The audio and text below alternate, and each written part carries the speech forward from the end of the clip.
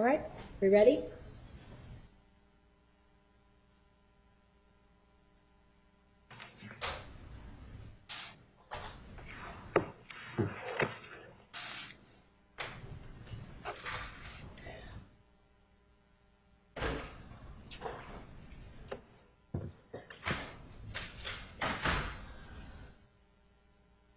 Let's do it. Okay, good. Okay.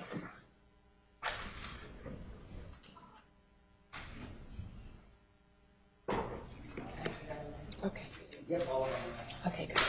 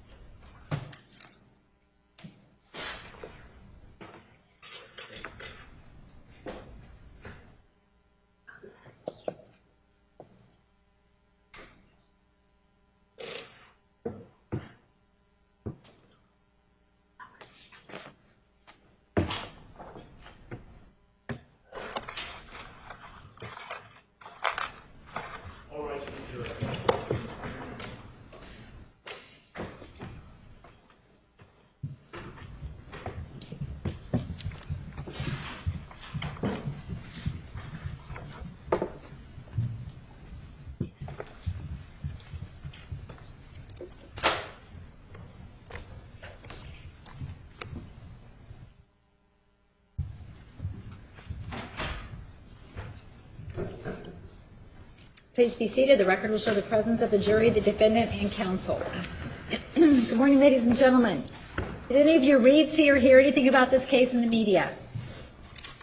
See no hands. Did any of you speak with anyone about this case? I see no hands. Did anyone attempt to speak to you about this case? I see no hands. Did any of you do any research about this case? I see no hands. All right, the defense may call its next witness. Thank you, Your Honor. Defense calls Dr. Robert Geffner. Geffner, please come forward. You are still under oath. Do you understand? Yes, I do.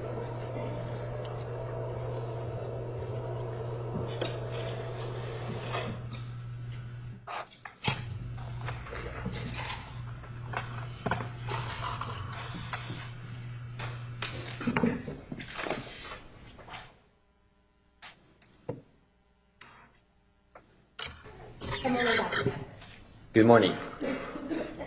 How long have you been a psychologist? 35 years. And does that mean that you have been practicing for 35 years? I've been practicing as a psychologist for 35 years. I've actually was licensed as a marriage and family therapist 4 years. Objection beyond the scope of the question. Also beyond the scope. Sustained. You were also licensed for what? I was licensed as a marriage and family therapist Objection beyond the scope of rebuttal. Overruled. You may continue. 4 years prior to that. So You were licensed as a what? marriage and family therapist 4 years prior to my license as a psychologist. Okay. And in all that time, was there ever a need to include your time as a student in your practice time? The only time would be when you're applying for a license. You have to show the licensing agency your experience, internship, and supervised training to meet licensure requirements, usually 3,000 hours. Once you get your license, no, you would list your internship, but that would be the only reason you would ever do that. Okay. And as far as the education needed to become a psychologist, do you need a bachelor's degree? Would you start with that? Well, yeah, generally you would start with a bachelor's degree. Okay. And then from there, do you work on getting a doctorate degree? Yes, you can get a master's degree. To be a psychologist, by definition, requires a doctorate degree, meaning either what's called a PhD or a PsyD in specializing in psychology. That's required. There are psychological associates at the master's level, but you can't be in the United States a psychologist unless you have your doctorate degree. And while you're working on getting your doctorate degree, are you in any way considered a psychologist? No, in fact, it's against statutes nationally in every state. to say you're either practicing as a psychologist or you are a psychologist. You can't even use the term.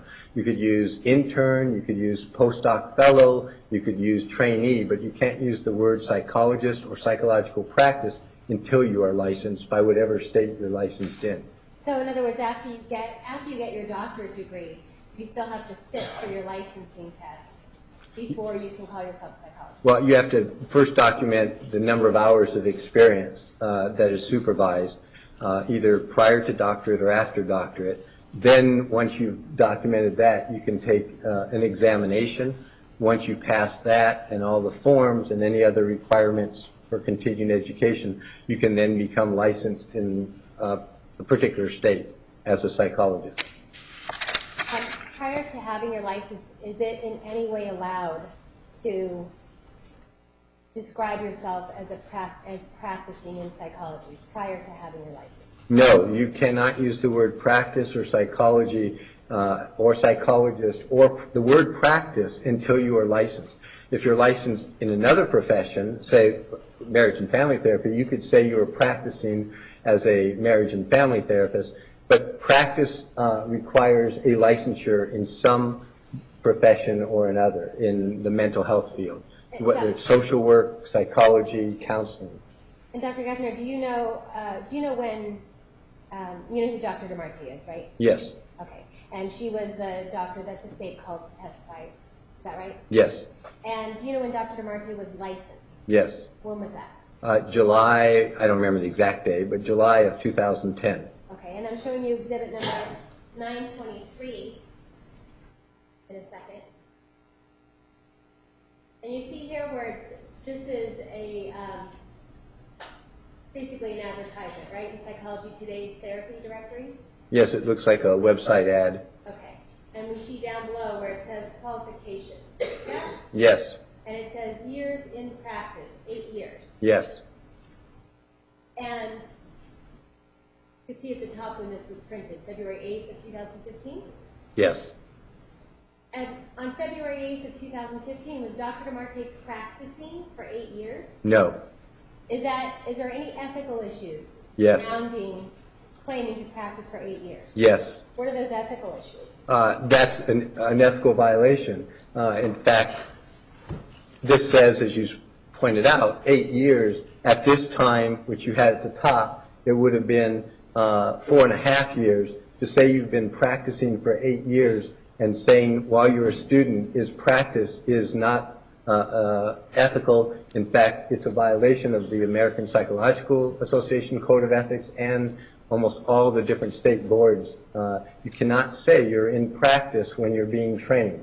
You have to be licensed. And if Dr. DeMarti, when she testified, asked, the question was, what is she practicing when she's claiming to practice for 8 years? And her answer was that she was practicing seeing patients in therapy.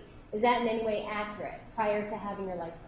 Well, it's partially accurate in that she was indeed practicing from a learning standpoint. In other words, practice. But as an official term, to say you've been in practice or practicing, you can't do that. That's not appropriate or ethical. What's the official term that a student is called prior? A student who's learning while they're in an official program can be designated according to statutes as a trainee, an intern. If they already have their doctorate, it could be a postdoc fellow. There are very specific titles that states and national organizations allow while you are being trained. And that's not considered practice, except practice from the standpoint of I'm learning, so I'm practicing. But in terms here, 8 years in practice, it's not an ethical statement. And as you said, that's 2015. It's been there for over 2 years. And part of what you do, and have been doing for quite some time now, is you have supervised postdoc fellows. Yes. And you supervise other types of students before they get their doctorate. Yes. And if one of your students claimed to be practicing when they were a trainee, what would you do as their supervisor? First, you would need to tell them officially that you can't use that term, and that they need to stop doing that. because that's not ethical. And if the student continued to use that term after being warned, they would be subject to dismissal from the program. And that's not at the universities I've been at, that's across the board.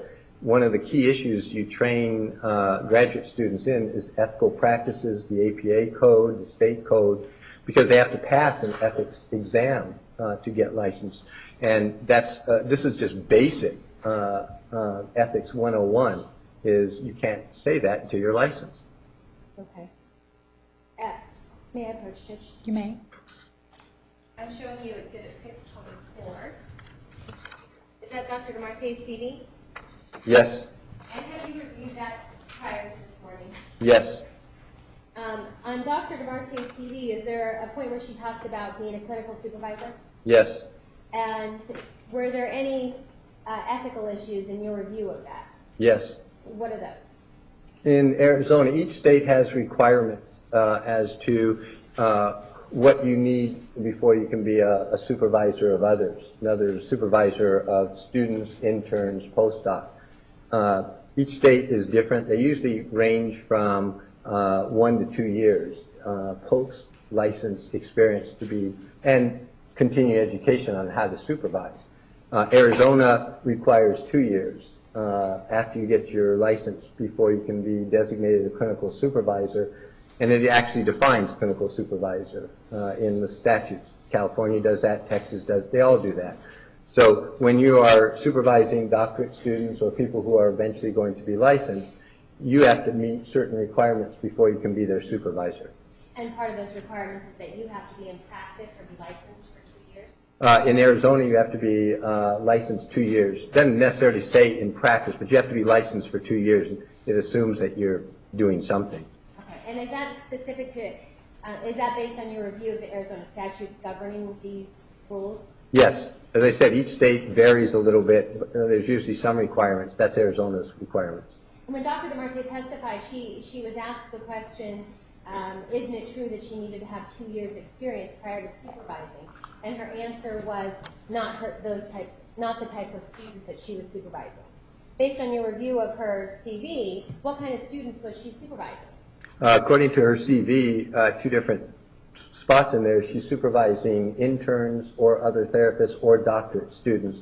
In other words, the same type of things we would do when they're trying to obtain their required hours to eventually get their license.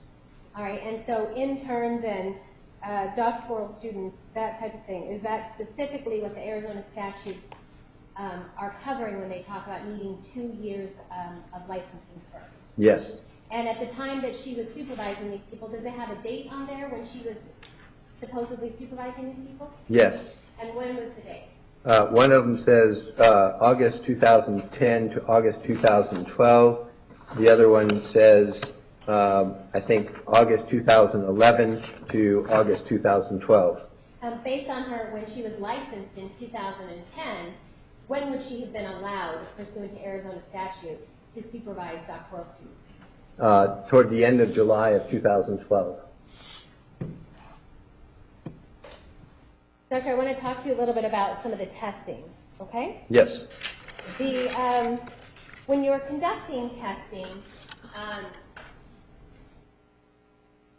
in your training and experience, what's needed when you're going to conduct a test as a psychologist? What's needed before you can do something like that?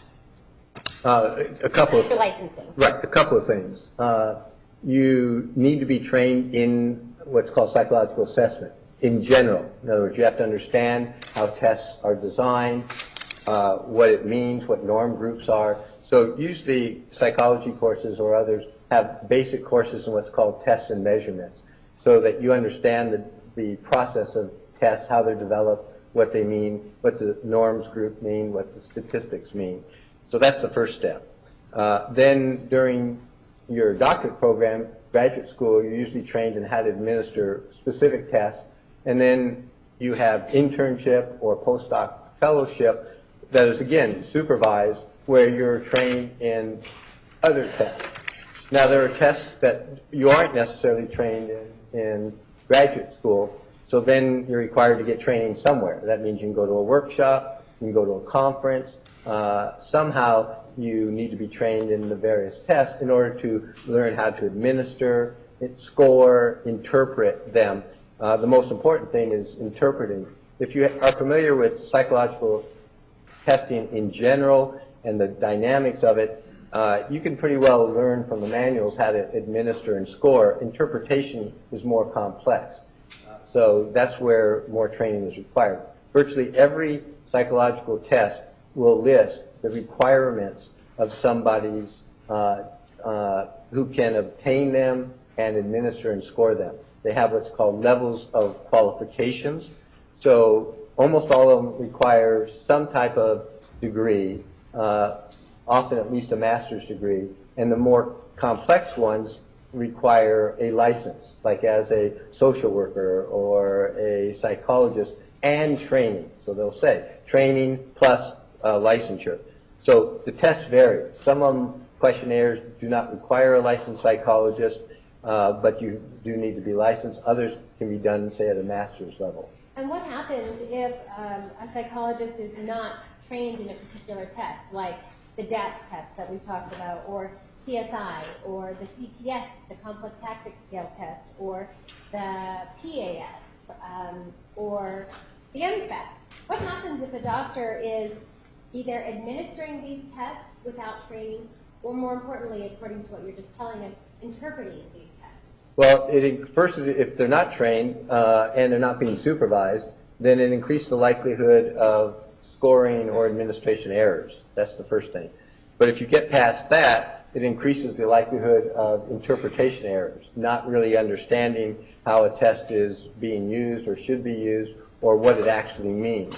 So if you don't put it in context, you can pretty well be off the wall with interpretations. And I want to talk to you a little bit about the DATS test. Dr. DeMarte talked to us about your administration of the DATS test. Yes.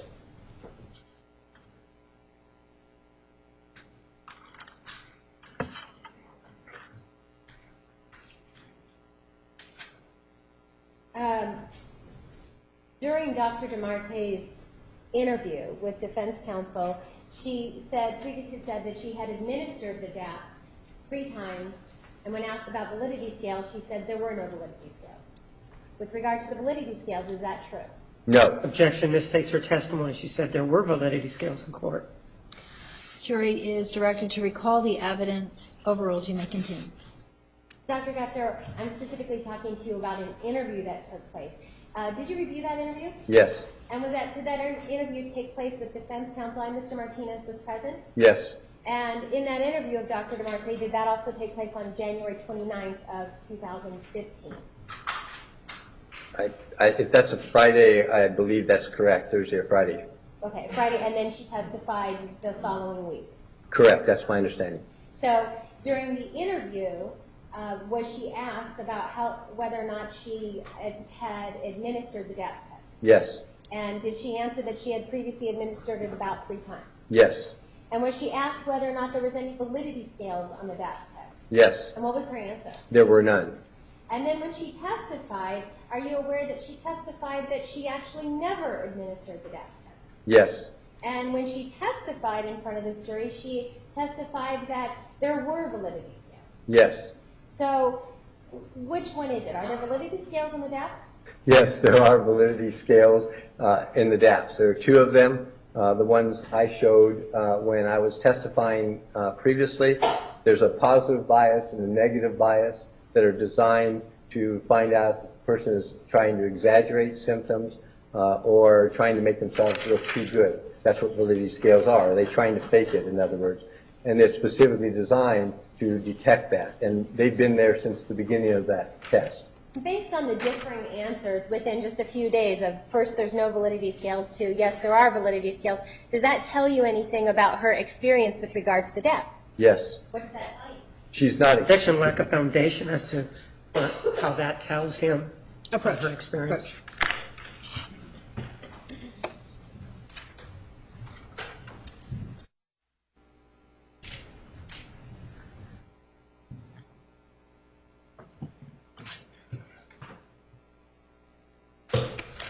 Dr. Gessner, is it obvious to someone who has previously given the DAPS test test or who has experience giving the DAPS test, is it obvious that there are validity scales? Yes. And so if somebody actually had experience with the DAPS test, would it be obvious to that expert or that professional that there were validity scales? Objection, speculation. Overruled. Yes. It is obvious? Yes.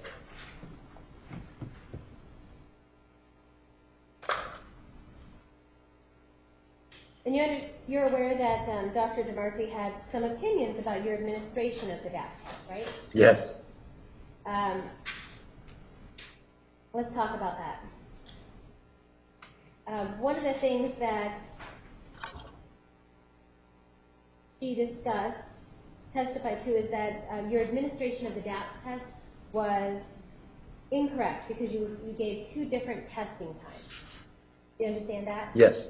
And that's something that you discussed the last time you were here quite a bit, right? Yes, I've discussed it actually several times with Mr. Martinez and in court. Okay, and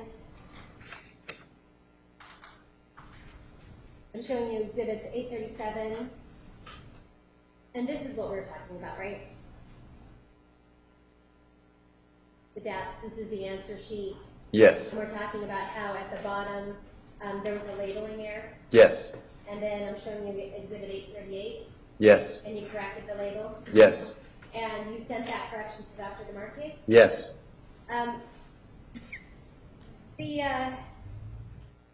When she talked about these 2 different time periods, does that mean, in your experience, does that mean the administration was not valid? Well, first, it's too broad a statement because the first time it was administered was essentially according to the normal way it's administered. In other words, you fill out the questionnaire, you identify the traumas in your life, and then you pick one. And then when you pick one, which she did, which was the day of the murder and what she said Mr. Alexander had done, then the test asked to fill out the rest of it based on that, which she did. And the first profile that we obtained was that. In other words, that's the standard administration with looking back at particular traumas. She identified several: child abuse, domestic violence with Bobby, domestic violence with Travis, that incident. So she had a variety of things, and then she picked the one that was most bothersome to her, looking at prior to jail. Okay, that was the incident the day of the murder. So then the test says, fill out this based on that, which she did, and we ended up with a profile. And Dr. Decker, did you or any of your staff ever suggest to Ms. Arias what she's supposed to fill out? No, you don't do that. And that was clear when I testified. It was clear in the interview to Mr. Martinez. Objection beyond the scope of the question, yes or no? Sustained. How was that clear? Were there ways that Dr. DeMarte would have and should have already known this information that you did not suggest as comments to Jodi? Yes. And what are the ways in which Dr. DeMarte should have and did know? One is... Objection, speculation, did know. Sustained. Well, what are the ways that she should have known? Well, the one is when we first sent her the data. And that likely should have caused some confusion because of the error we made in labeling. So the ways to check it out, should you have a question, is first to contact the person, him or herself. Well, in a forensic case like this, that's really not appropriate. It's not appropriate for her to communicate with me directly or vice versa. But that's theoretically a possibility. So she's not allowed, in other words, because this is a forensic case, it wouldn't be appropriate for her to just call your office and ask, hey, what's the deal? Normally, Objection, lack of foundation, how he knows what the rules are. Overruled. You may answer yes or no. normally that would be... Yes or no? Objection, yes or no? Sustained. It wasn't a yes or no question. Well, then rephrase it. Are there certain ways that Dr. DeMarte should have known about the administration of the DAPS? Yes. And how it was administered? Yes. And among those ways, were you interviewed by Mr. Martinez? Yes. And was that in September of 2014? Yes. And did you explain your administration to Mr. Martinez during that interview? Yes. And were you re-interviewed by Mr. Martinez in December of 2014? Yes. And during that interview, did you attempt to explain to Mr. Martinez the issues surrounding the deaths, the administration? Yes. And did he want to hear it? No. Did he walk out of the room? Yes. And did you, Judge, may I approach? You may. I'm handing you what's been marked as Exhibit 839. Is this the letter that you sent to Dr. DeMarte? Yes. Which defense moved in Exhibit 839? I have no objection to it. 839 is admitted. Did you send a letter to Dr. DeMarte? Yes. And that was in December of 2014. Yes. And in this letter, do you explain how you administered it? Yes. And do you explain that you wanted to clarify that you recenter the corrected forms? Yes. So based on your letter, should there have been any misconceptions about how the administration was completed? No. Besides the 2 interviews that you did with Mr. Martinez, and besides this letter explaining to Dr. DeMarte how you administered the test, did you also testify about it last time you were here? Yes. And did you? Well, actually, the time before, I believe. The time before. And did you explain in your testimony how this was administered? Yes. So in all of these different, in a forensic case, in your experience, are all these different ways that Dr. DeMarte should have been aware of how this administration was completed? That plus Objection, yes another or one. no? Calls for yes or no. Sustained. So yes? Yes. And plus what? If that still wasn't clear, then the appropriate technique is to contact the attorney you're working with, to contact the other attorney to get your questions clarified. So she could have contacted Mr. Martinez and said, I still don't understand. Can you find out the answer? He could have contacted, not likely me directly, but counsel who would have then contacted me, and we could have tried to clarify it again. In other words, those are the ways you normally would do something in a forensic case. And to your knowledge, did that happen? No, not to my knowledge. One of the other issues that Dr. DeMarte discussed in her testimony with regard to the deaths was that it focused on 2 different traumas in the second test. So in the second time of the test, what were the 2 different traumas that Jodi identified? Well, they're both domestic violence with Travis. The adaption the second time, which Objection beyond the scope of the question. Sustained. What was, on the second test, what were the traumas that she identified? there were 2 issues of domestic violence. The choking incident where she passed out and thought she was going to die, and the day of the murder. She said both of those instances of domestic violence were the ones that she was now, meaning when we did that a year and a half ago, most concerned about on the test when we asked her more currently. Okay, Judge, may I approach? You may. Dr. Gethner, I'm showing you what's been marked as Exhibit 937. Do you recognize that? Yes. And what is that? It's the form that we filled out, that I filled out at the time of administering the DAPs, the 2 different times, in my writing, blocking out her other answers that we can't show. In your handwriting on the left-hand side of this page, does it discuss the other trauma that Jodi was also thinking about during the second test? Yes. Judge Defense Vincent 937?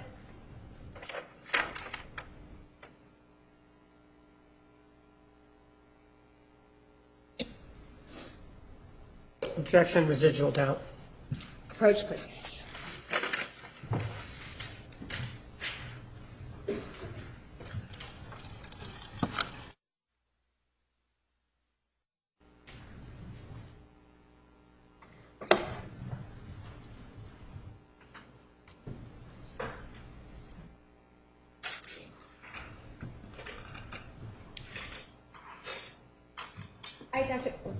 Dr. Gethner, we were talking about how in the second test there were 2 different traumas that Jodi focused on. Yes.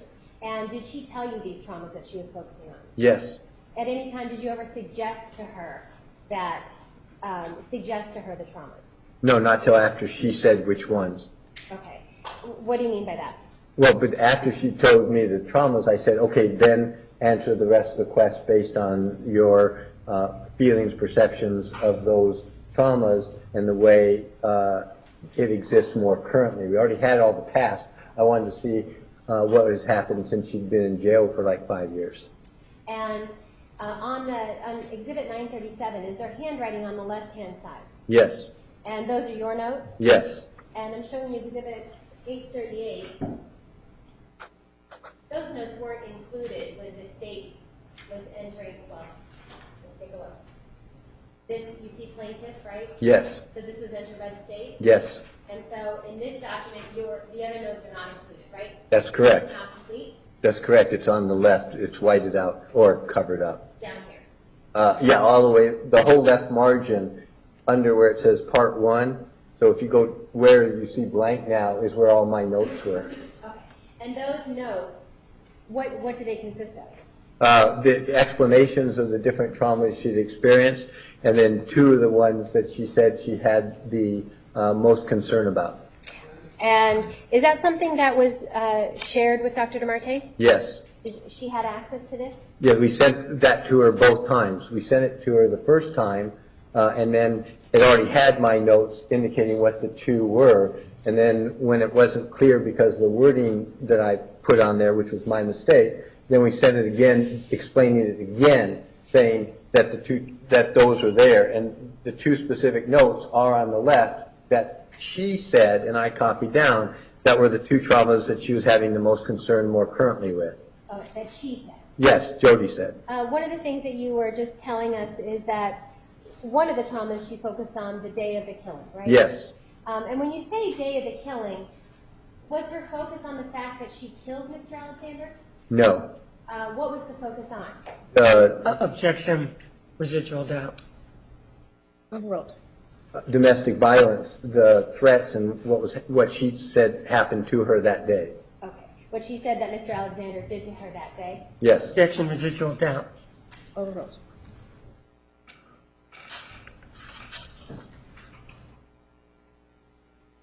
Dr. DeMarte testified that these DAPS administrations would not be valid if, because specifically in the second one, there are 2 different traumas. And Correct. that's not allowed under the DAPS, according to Dr. DeMarte. Are you asking me if that's correct? I'm going to ask you, Oh. is that correct? No, it is not. Okay, why is that not correct? Because it asks for traumas. So one of the examples, for example, is were you ever beaten as a child below the age of 16? Child abuse. Well, it's not asking one time. It's talking about child abuse as the traumatic event. So if you've been beaten 5 times, it's not asking you to pick one time. It's asking you to now comment on the child abuse. If you were in a one-time event, like an auto accident, and that's what's causing you the most trauma, then you would focus on that one incident. But if it's something that has recurred repeatedly, like sexual assault or child abuse or domestic violence, then you're commenting on that issue. And so with her, the issue was 2 instances of domestic violence. It's the domestic violence that was the traumatic events for her, so she's then asked to complete the rest of the test based on that. The adaptation is how it was more currently. We had all of these tests from 2010 and 11 and what we did that was telling her to go back. So what we didn't have were current. So when she was done with all that, we had her do it again, which we explained to Mr. Martinez and in here when I was here before, and had her do it as if today, just find out how much trauma is that still causing her, even though it's been, several years. So we can get a feel if things have changed over time. Has she become less traumatized, et cetera? So we adapted it and noted that we adapted it for that, not to make definitive conclusions, but to get a feel for what's happened over the 4.5 years. And one of the things in the second test, you said she was focusing on domestic violence. specifically was she talking about April 2008 when Mr. Alexander choked her? Yes. And incidentally, Dr. DeMarte also testified that when Jodi was reporting to Dr. DeMarte about the choking incident, she claims that Jodi told her that she was trying to scratch at Mr. Alexander's face, but stopped because she didn't want to hurt him. Have you had a chance to review Dr. DeMarte's notes? Yes, and ours. And yours. And Dr. DeMarte had handwritten notes, right? Yes. And these are notes of her interview with Jodi? Yes. And in those notes, Judge May approach? You may. In those notes, does she specifically ask about the April 2008 choking incident? Yes. And when she asks about the April 2008 choking incident, does Jodi talk about scratching or clawing at Mr. Alexander's face? Yes. Is there anywhere in Dr. DeMarte's notes where she has anything noted whatsoever that Jodi said she had to stop because she couldn't think of hurting Mr. Alexander? No. Did you find that in any of your review of her notes? Or anybody else's notes. And specifically, are you looking, I'm sorry, what exhibit number are you looking at? 938. Okay, exhibit 938, does that have a description? Are those Dr. DeMarte's notes? As far as I know they are. I was told they were. Okay, well, right, and this is what you reviewed. Yes. And at the top of the page that you're looking at, is she specifically writing down what Jodi's told her? I'm assuming that's the way we take notes. Okay. And is she talking about the choking incident? Yes. Is there anything with regard to that, when she's specifically writing about the choking incident, that says Jodi stopped because she didn't want to hurt Mr. Alexander? No. That's just not in there. That's correct. It's correct. It's not in here. And with regard to the rest of those notes, does she, the rest of those notes on the first page, are those the incidents where Jodi is describing the other physical incidents that occurred with Mr. Alexander? Yes. And have you had time to review those? Yes. And beyond just this morning, right? Oh, yeah. We had reviewed this before also. And in reviewing those incidents, are those consistent with other reports, other professionals? Yes, pretty much. Okay. And when you say pretty much, what do you mean? Well, exact words aren't used each time, but the incidents are pretty similar to what's been told to different people over a good 4 years now.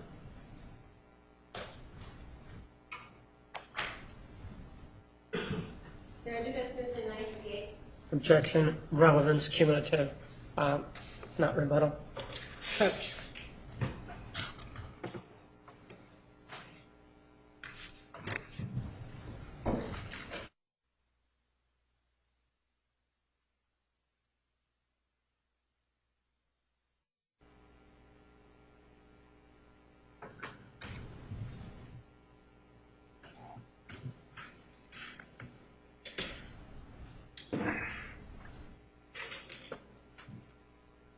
Dr. Guffner, in Dr. DeMarte's handwritten notes during her interview of Jodi,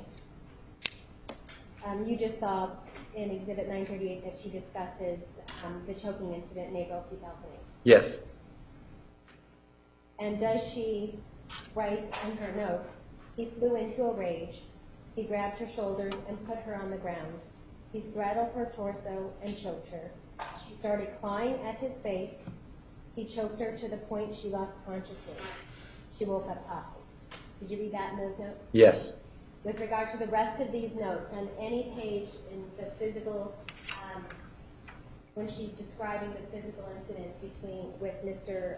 Alexander, does it anywhere say that Jodi stopped clawing at his face because she didn't want to hurt? No.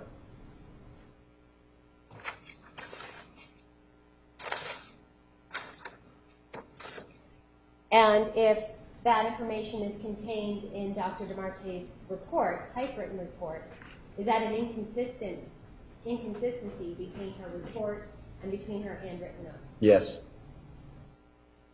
The other issues with regard to the DAPS is Dr. DeMarte testified that a certain part of the DAPS questions dealt with questions that were at the time of the trauma. Yes. And are you aware that Dr. DeMarte testified that these questions should never, these answers, sorry, should never change, period? I'm aware she testified that, yes. Okay. Is that true, or do you agree with that statement? No. Why not? 2 reasons. First is perceptions change over time, whether we want them to or not.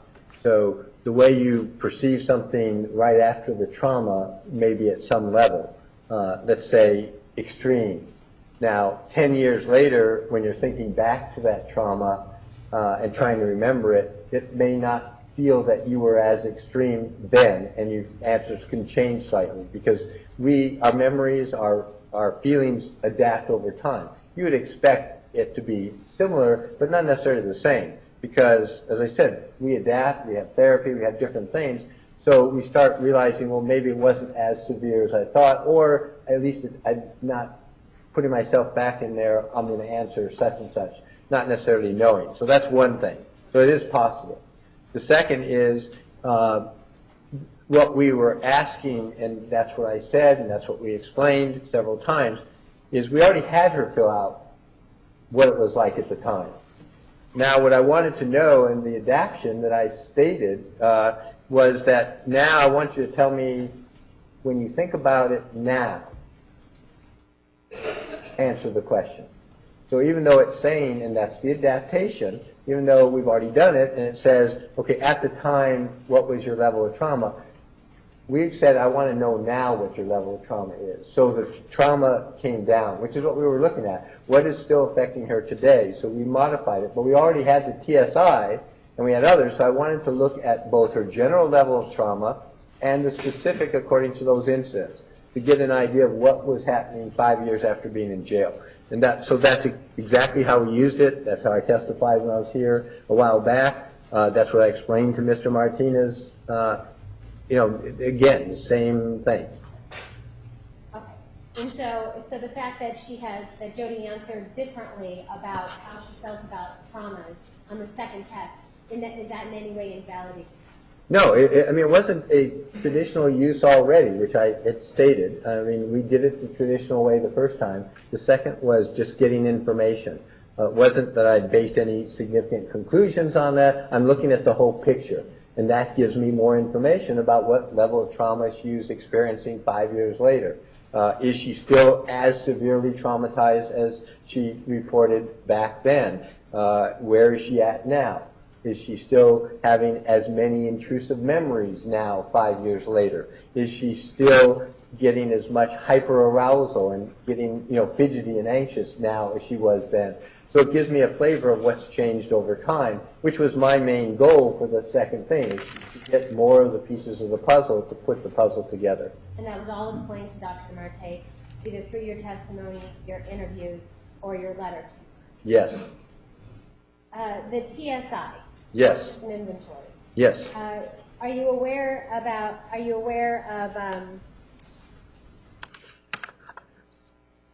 Dr. DeMarte's testimony in the first trial in 2013? Yes. And are you aware that she testified that there were no summary scales on the TSI in 2013? Yes. And first of all, is that true? Objection misstates your testimony of the first trial. From the first trial? It does, and under Rule 1, while the may approach. You may approach.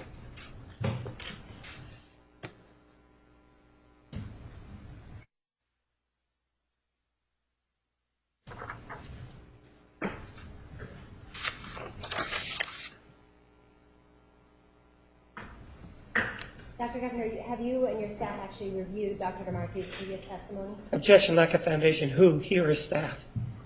Sustained. Have you reviewed her testimony? Yes. And that we're talking about testimony from 2013. Yes. And specific to the TSI? Yes. And her administration? Yes. And did she administer the TSI-1? Objection, lack of foundation. The date of her testimony. Not needed. Approach, please.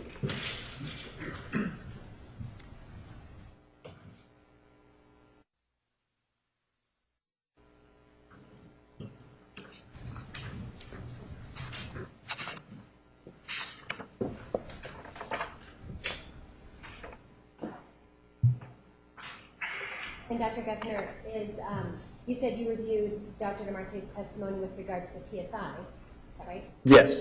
And did you also review her other testimony? Yes.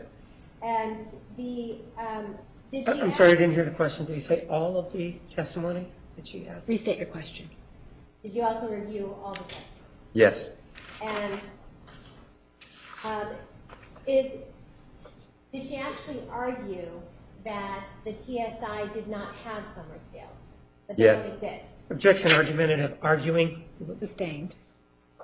Did Dr. DeMarte testify that there were no summary scales, that they don't exist? Yes. And do you agree with that? No. Are there summary scales on the TSI? Yes. Are there summary scales if you hand score it? There are summary scales no matter what, but if you hand score it, then you have to do different things to get them. It's not in the regular profile. If you computer score it, it automatically gives you the summary scales. If you're hand scoring it, the manual tells you how to obtain those summary scales by adding certain other scales up. So the summary scales exist no matter how you do it, but it's not automatic when you hand score it. You have to actually know the test, know the manual, and then it tells you how to do it. And to your knowledge, did Dr. DeMarte hand score the TSI? Yes. And so if somebody, you just said, if somebody knows about the test and knows about the TSI manual, they would know that they can hand score the summary scales? Yes. She testified in 2015, that about something called face validity. Yes. And suggested that because of face validity on the TSI, suggested that Jodi could understand what the questions were asking her and therefore modify her answers. Are you aware of that? Yes. And could you explain what face validity is? Face validity is one of the ways to determine whether a particular test looks like it measures what it says it's going to measure. There's statistical ways of checking this out, and the least effective is face. Face means that if you give it to another psychologist or professional and they look at the questions and combine them, then, oh yeah, that would measure anger or depression. So on its face, it's clear to another professional that it's measuring what it says. That's what face validity means. Okay. And Dr. DeMarte was discussing face validity when it comes to explaining why anger scales were not elevated on the TSI. Do you agree with that? Well, I agree that they weren't elevated. Do I agree with her reason they're not elevated because of face validity? Right. No. That's where somebody has a little bit of knowledge and becomes dangerous. She obviously doesn't really understand face validity or how it's used in tests. Objection beyond the scope of the question. Sustained. You say she doesn't understand face validity or how to use the test? Objection relevant. Overruled. You may answer. Yes, based on that answer. What do you mean by that? Well, Why based on that answer? because all tests that are objective have some face validity, meaning some questions, yeah, you ask, does the person get angry when somebody does something they don't like? All right, that's sort of obvious. So if you don't want to admit anger, then you could say no. But all these tests combine many questions into scales, which is why you use scales. Some are obvious, some are not. And then it puts it together to give you the overall picture. So even though some questions may be obvious, others are not. We know in research that different things usually are cues to anger. You know, I lose my temper, or sometimes I get upset but I don't tell other people. There's a whole bunch of ways of getting at anger. You know, I boil up inside. So, Dr. Geffner, let me ask you a question about that. Yeah. When you say there's a whole bunch of questions, so if the scale is about anger, are you saying there's multiple questions asked in different ways to get answers? Yes, directly and indirectly, and then you look at it. So to say that somebody, because it was obvious, just essentially faked that scale because they knew what to say, well, if somebody knew what to say and they're trying to fake, then that's why you have validity scales. Because they give you things to encourage you to fake without you realizing they are. And so that's what it tells you. That's why you look at validity scales. And then you don't look at one question. You look at all the scales, and then you look at patterns, and then you look at numerous scales, then you look at numerous tests, then you look at it over time, and you look for patterns. So to say somebody was faking because it was obvious, well, yeah, that may be the case for certain questions on certain tests, but to try to generalize that and say, well, every test that measured anger, to stick with your example, then was clear and just lied about anger. Well, that's virtually impossible. With 28 tests over 4 years by 4 different administrators, looking at it all sorts of different ways, and then to say, well, all the validity scales were okay, but she lied about anger. That's just absurd. And specifically with the TSI, how many times was the TSI either 1 or 2 given? 4. And in the 4 times that it was given, what's the span of years it was given over? 3.5 years. So in that time span, were the results consistent with each other? Yes. And so, in your expert opinion, is it possible to fake these, or fool the validity scales and fake these TSI tests over a span of 3.5 years? Well, Objection, non-responsive, yes or no? you asked 2 questions in there. Restate your question. Okay. In a span of 3.5 years, with 4 TSI tests, is it and resulting in similar results or consistent results, is it possible to fake that, in your expert opinion? If you use the word possible, I mean, anything is possible. If you use the word likelihood, which is the word we would use, not likely at all. To be able to remember what you said on particular questions 3.5 years prior to come up with similar results, that's almost non-existent, especially if it didn't happen. Because you're trying to remember, fake it, and fake it the exact same way you faked it each time with different people over 3 years. That's why you administer, that's why you have validity scales. The likelihood is just minuscule, essentially. Okay.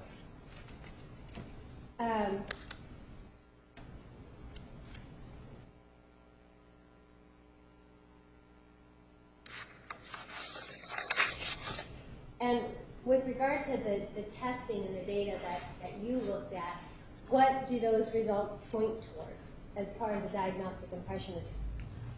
On the TSI or in general? TSI. TSI, all the times administered, even the ones by Dr. DeMarte, and prior to her and ours, are consistent, showing trauma, consistent, showing the tendency to block out emotions and feelings. What we remember last time I said was dissociation, tendencies toward hyperarousal, hypervigilance, and tendencies at times toward what's called intrusive experiences. Those are consistent in the results. The trauma shows up each time. And do those results, and then you look at let's look at the rest of the results. Are they consistent with a diagnostic impression of PTSD? Yes. How so? Because she has many examples of traumatic experiences in her life, corroborated and documented by collateral sources going back to childhood. You have different instances that we mentioned, from child abuse to domestic violence to other things. And you have her reporting the different fears of different things at different times, and also the actual incidents that she's reporting, and her symptoms, the things we talked about last time, the depression, the anxiety that show up in virtually every test. That's consistent with her interviews. I mean, all the records end up showing a pattern. Okay. Dr. Marte also discussed the PDS test. Yes. That was administered by you, right? Correct, it was not. And did you rely on this test at all in making your determination? No, not really. Dr. DeMarte also testified about the MMPI-2. Yes. And is that something that she gave? Yes. Judge, may we approach? Yes. Well, actually, we take a 10-minute recess. Please be back in 10 minutes. Remember the admonition. You are excused. All rise for the jury.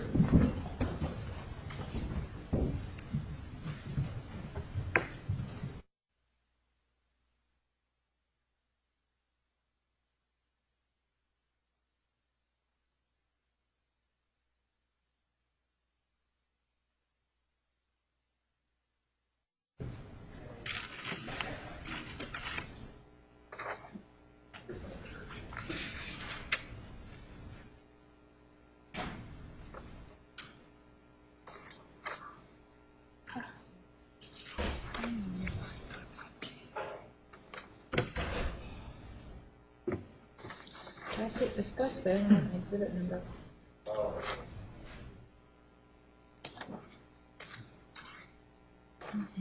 You can all day get it up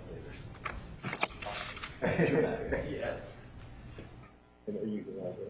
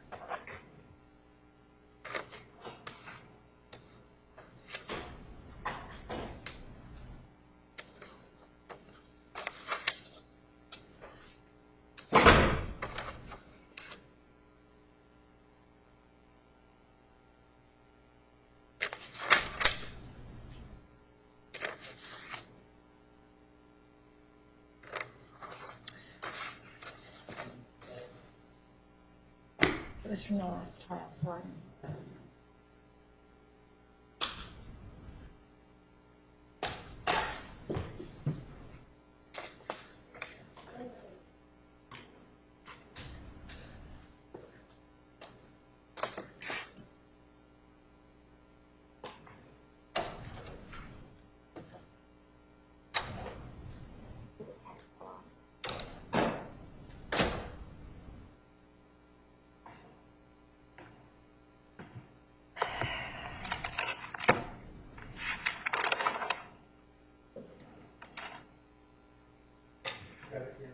Oh, you got it?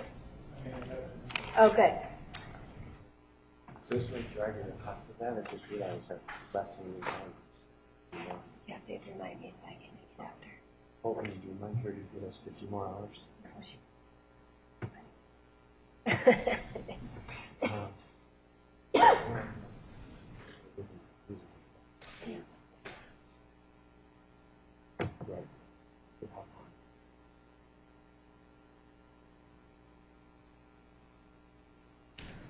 Yeah.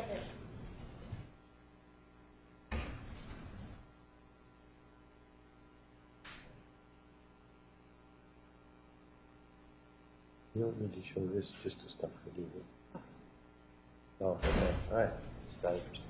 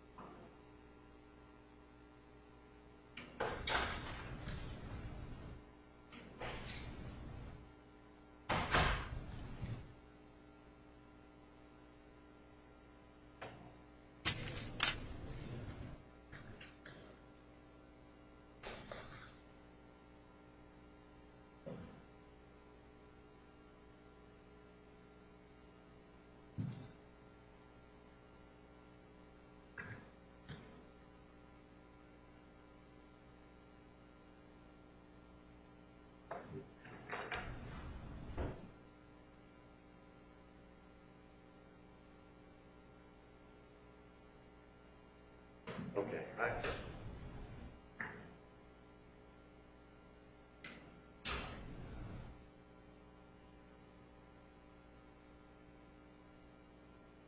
Yeah, there are just. Yes, yeah, that's you. Yeah. Well, let's see if I'll see if this one has it. This is the 2.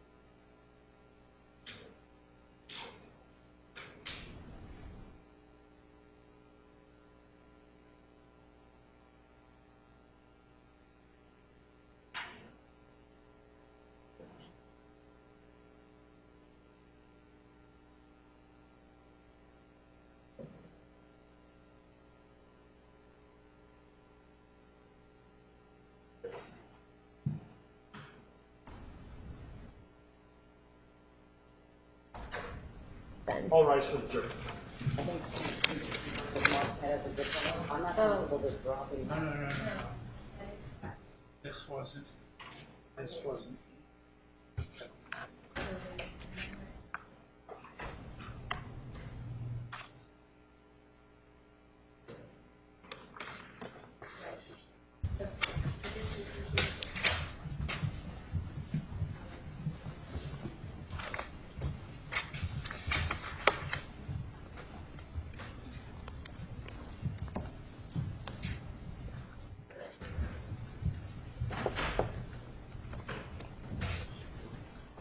Please be seated. The record will show the presence of the jury, the defendant, and counsel.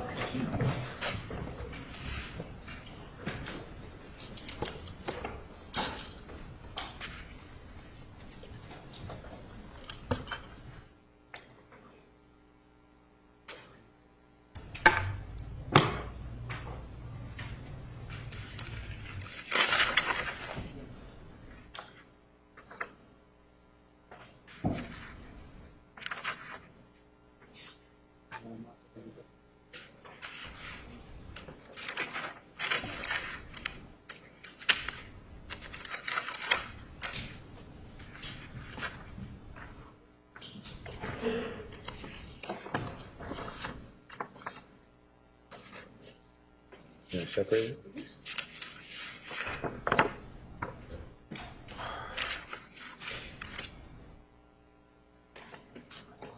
Just double check there's no items in there. Yes.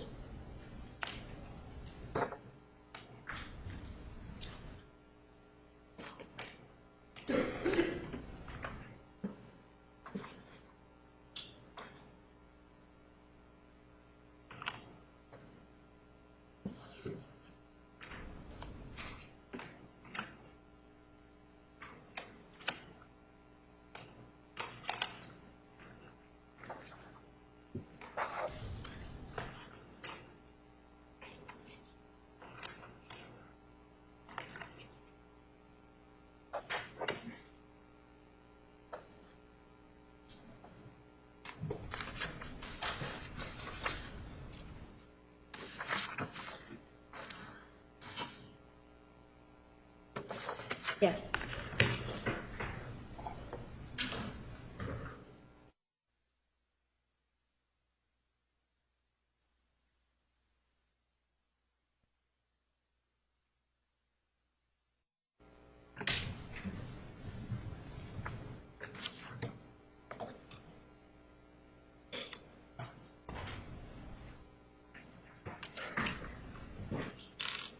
Dr. Gaffner, we're going to talk about the MMPI in just a moment.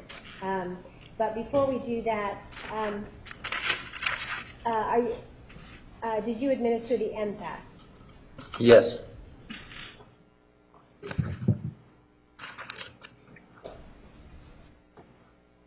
And the MFAST, does it typically, what is that for?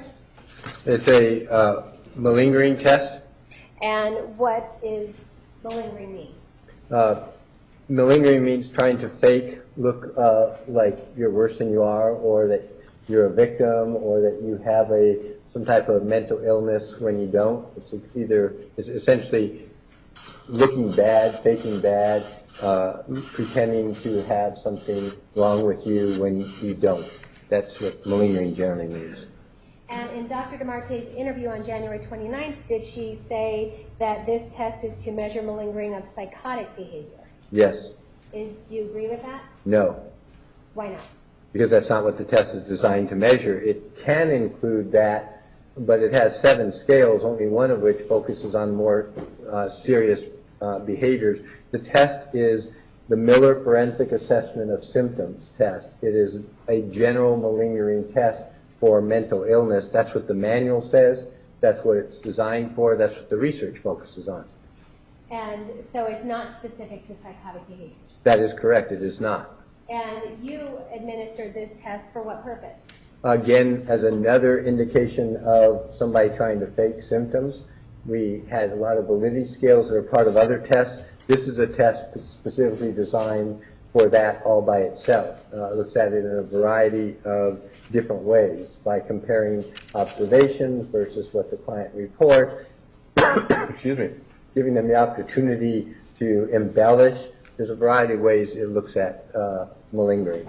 And so is this another example of or confirmation that there was no malingering by Jodi? Yes. Yes. And further, in your review of Dr. DeMarte's work, were there other problems with some of the testing with regard to her testimony? Yes, that's a little bit vague. Okay, well, let's talk about one of them. Is there a problem? Let's talk about sharing answers. Okay. Okay, so first of all, these tests that are given and the tests that we've seen up on the monitor, we're looking at the results, is that right? Correct. Profiles. Okay, profiles. So when the test is actually given, it has questions to it, right? Yes. And then the person answers these questions. Yes. And the questions that are asked on these tests, are they allowed to be shared with anyone? No. Why not? Because it brings into question test security. All the copyrighted tests that are standardized are based on people not knowing how to fake them by not knowing what the questions and answers are. Some of the things on the internet sort of try to help people fake it anyway, but there's now more tests that make it more difficult to remember all those things. But the idea is when you purchase a test from a test manufacturer, it specifically indicates it is copyrighted and not to be shared with another person who's not a professional that's at the licensure requirements. So if the test requires you to have a license in mental health, then you cannot share it with somebody who doesn't have that qualification, who's not specifically trained in that. Each test manufacturer has that qualification when you purchase the test from them, and it's part of our ethics code, and it's also part of the American educational standards on releasing test data and or sharing information. Just may I approach? Dr. Geffner, showing this for Mark to exhibit 940. You recognize that? Yes. Does it have a paragraph on there about test security? Yes. And does this come from the MPAS manual? Yes. And is the paragraph on test security, is that similar to what we would see in other testing? Yes. Fish defense Simpson in 940? Objection, relevance, and doesn't go to rebuttal. Approach.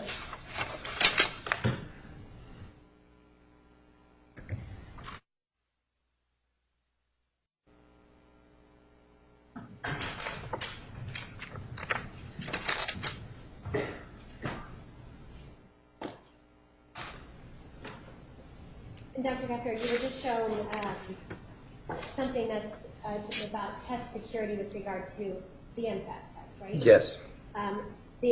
Is there test security with regard to the TSI? Yes. Is there test security with regard to the CTS, Yes. conflict tactics? Yes. Is there test security with regard to the PAS? Yes. And what's that stand for? Personal abuse scale. And these test security, what does test security mean? It means that the items of the test, the way it's scored, the specific procedures are sensitive and not to be released to non-professionals. That's what test security means. It means the person who is in possession of them is required to maintain the security of the test. And so if Dr. DeMarte testified that it's her forensic job to make sure that the prosecutor understands how the tests work and to explain her opinion so that he understands that, does that mean it's okay for her to disclose the test questions? No. Under any circumstances? No. And based on, do you have an understanding that these test questions were disclosed? Yes. Objection, lack of foundation, how he knows. Overruled. You may How answer. do you know? A couple ways. One is she indicated in her testimony in the first case that she showed and shared and Mr. Martinez copied questions dealing with PDS, I believe TSI, and then... I didn't hear, did he say TSI? And I believe TSI as well. Judge, there's an objection to ask. I'm I sorry. didn't hear what he said. Okay, He was trying to repeat it. go ahead. I can repeat it. Yes. In regard to PDS and I believe also the TSI. And then Mr. Martinez was actually reading questions to me when I was here last time and asking about very specific details in the questions, which made it very clear that he had the exact questions, and that's when I got very uncomfortable and Objection had beyond to the cover- scope about his comfort. Sustained. Okay, and is there another way that you know that these test questions were disclosed? Yes, he was starting to show them in court, and that's when I object. I mean, I can't officially object, but that's when I asked the court that I had difficulty because it was copyrighted and it wasn't to be released to the public. And ultimately, were the questions then covered up before they were publicly shown? Yes. As a forensic psychologist, how then, if you're not allowed to disclose these questions to attorneys, how then do you prepare them? How do you explain what you're doing? Well, essentially the same thing I did in court and I've done with you, which is I can talk about generalities and issues, can show the profiles, can show the issues, which is the way you're supposed to use it. You're not supposed to pinpoint questions anyway. And then I could give you the general ideas. If I had a question about a particular item, say I don't understand why this item and this is different, then again, they either can contact me or they could, again, have Mr. Martinez ask you for clarification from me as, you know, whatever the issues are, but you don't release it. In other words, I did not release any of the questions that either I was given or that we Objection beyond the did. scope of the question. Sustained. Did you release any of the questions that you were given? Objection, relevance, and beyond rebuttal. Overruled. You may answer. No, I did not. I made sure that there were no Objection questions. beyond the scope of the question, yes or no? Sustained. No, I did not. You made sure what? That none of the questions were administered, given to you, that when we were showing, we covered it up in Objection, court. relevance, and beyond the scope of sir rebuttal. It's rebuttal. You may finish your response. That it wouldn't be released to the jury or anybody else, that they would look at the particular scales and not disclose the actual wording. And when I was asked specifically Objection beyond the about, scope. Sustained. When you were asked specifically about certain questions, did you not answer in specifics? correct, I gave other Objection, general yes or no? responses. Overruled. The answer will stand. And if Dr. DeMarte testified that the ethical rules allow her to disclose the test questions to Mr. Martinez, do you agree with that? Objection, this states her testimony. Jury is directed to recall the testimony. You may answer the question. No, I would not agree with that. Why not? Because last I heard, Mr. Martinez is not a psychologist. He's not qualified, according to our test requirements, to administer, score, or interpret those. He's not a mental health professional, to my knowledge, and nothing has ever been given that would indicate that. Were there issues with regard to the way Dr. DeMarte singled out answers in certain tests? Questions and answers? Questions and answers. Yes. Is there a problem with doing that? Yes. And the specifics of the testimony went back and forth between the conflict tactic scale and the personal abuse scale. First of all, can you explain what the purpose of the conflict tactic scale test is? Yes. The conflict tactic scale is designed to look at relationships and whether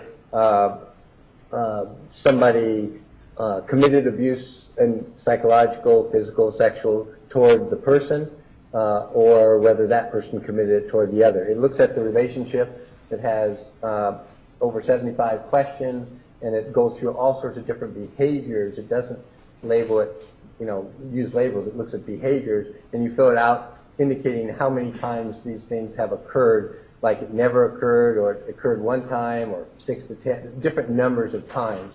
And then it asks the person to fill it out, and then it gives you scales, divides it up into physical injury, sexual coercion, psychological abuse, physical abuse, things like that.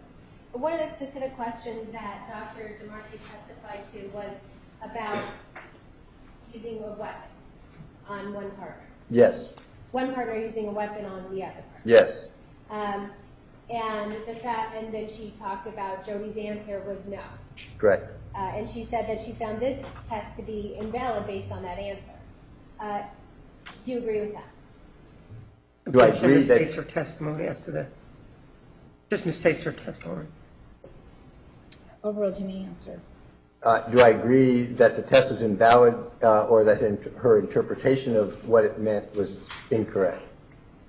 Well, let's start with, do you agree with the test being invalid? No. The test was administered the way it's supposed to be. And do you agree with her interpretation? No. Why not? Because the test specifically talks about, and the way you administer it is talk about the relationship. It doesn't talk about the day of the murder. Obviously there was a murder. Obviously there was a knife. Obviously there was a gun. It's talking about the relationship. So it's prior to that. And it wants to know what the relationship was like. Did this occur? Did that occur? Did you do it? Did you experience it? And then how many times? So again, somebody familiar with that test would know that you don't focus on that one thing. Obviously, I mean, it was clear by then. This was done like one of the last tests, December of 2013. She already admitted that she shot him, already admitted that she stabbed. It was looking at the relationship prior to that.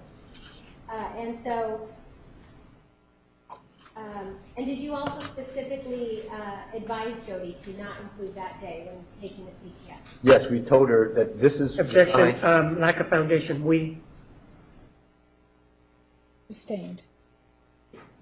Who advised her not to, in taking the CTS, who advised her not to talk about what happened on June 4th of 2008? Well, it's advised is not the good word. I gave her the instructions, which says, talk about the relationship between you and Mr. Alexander. So that would not include the day of the murder. It would talk about the relationship. I gave her those instructions, which is pretty well the way the test is administered. It's not designed to deal with an incident specifically or like the murder. And it was clear what that is. We didn't want to know about that. We wanted to know about the rest of the relationship. Okay. And the CTS, was that given in December of 2013? Yes.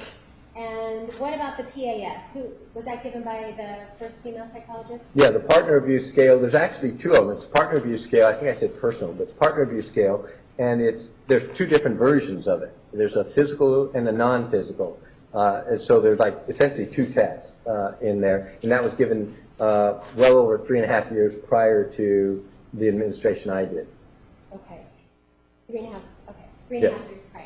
And so Dr. DeMarte testified about specific questions from the CTS and compared it to a specific question on the PAS. Yes. So let's look at that for a second. Dr. DeMarte talked about the CTS question 48.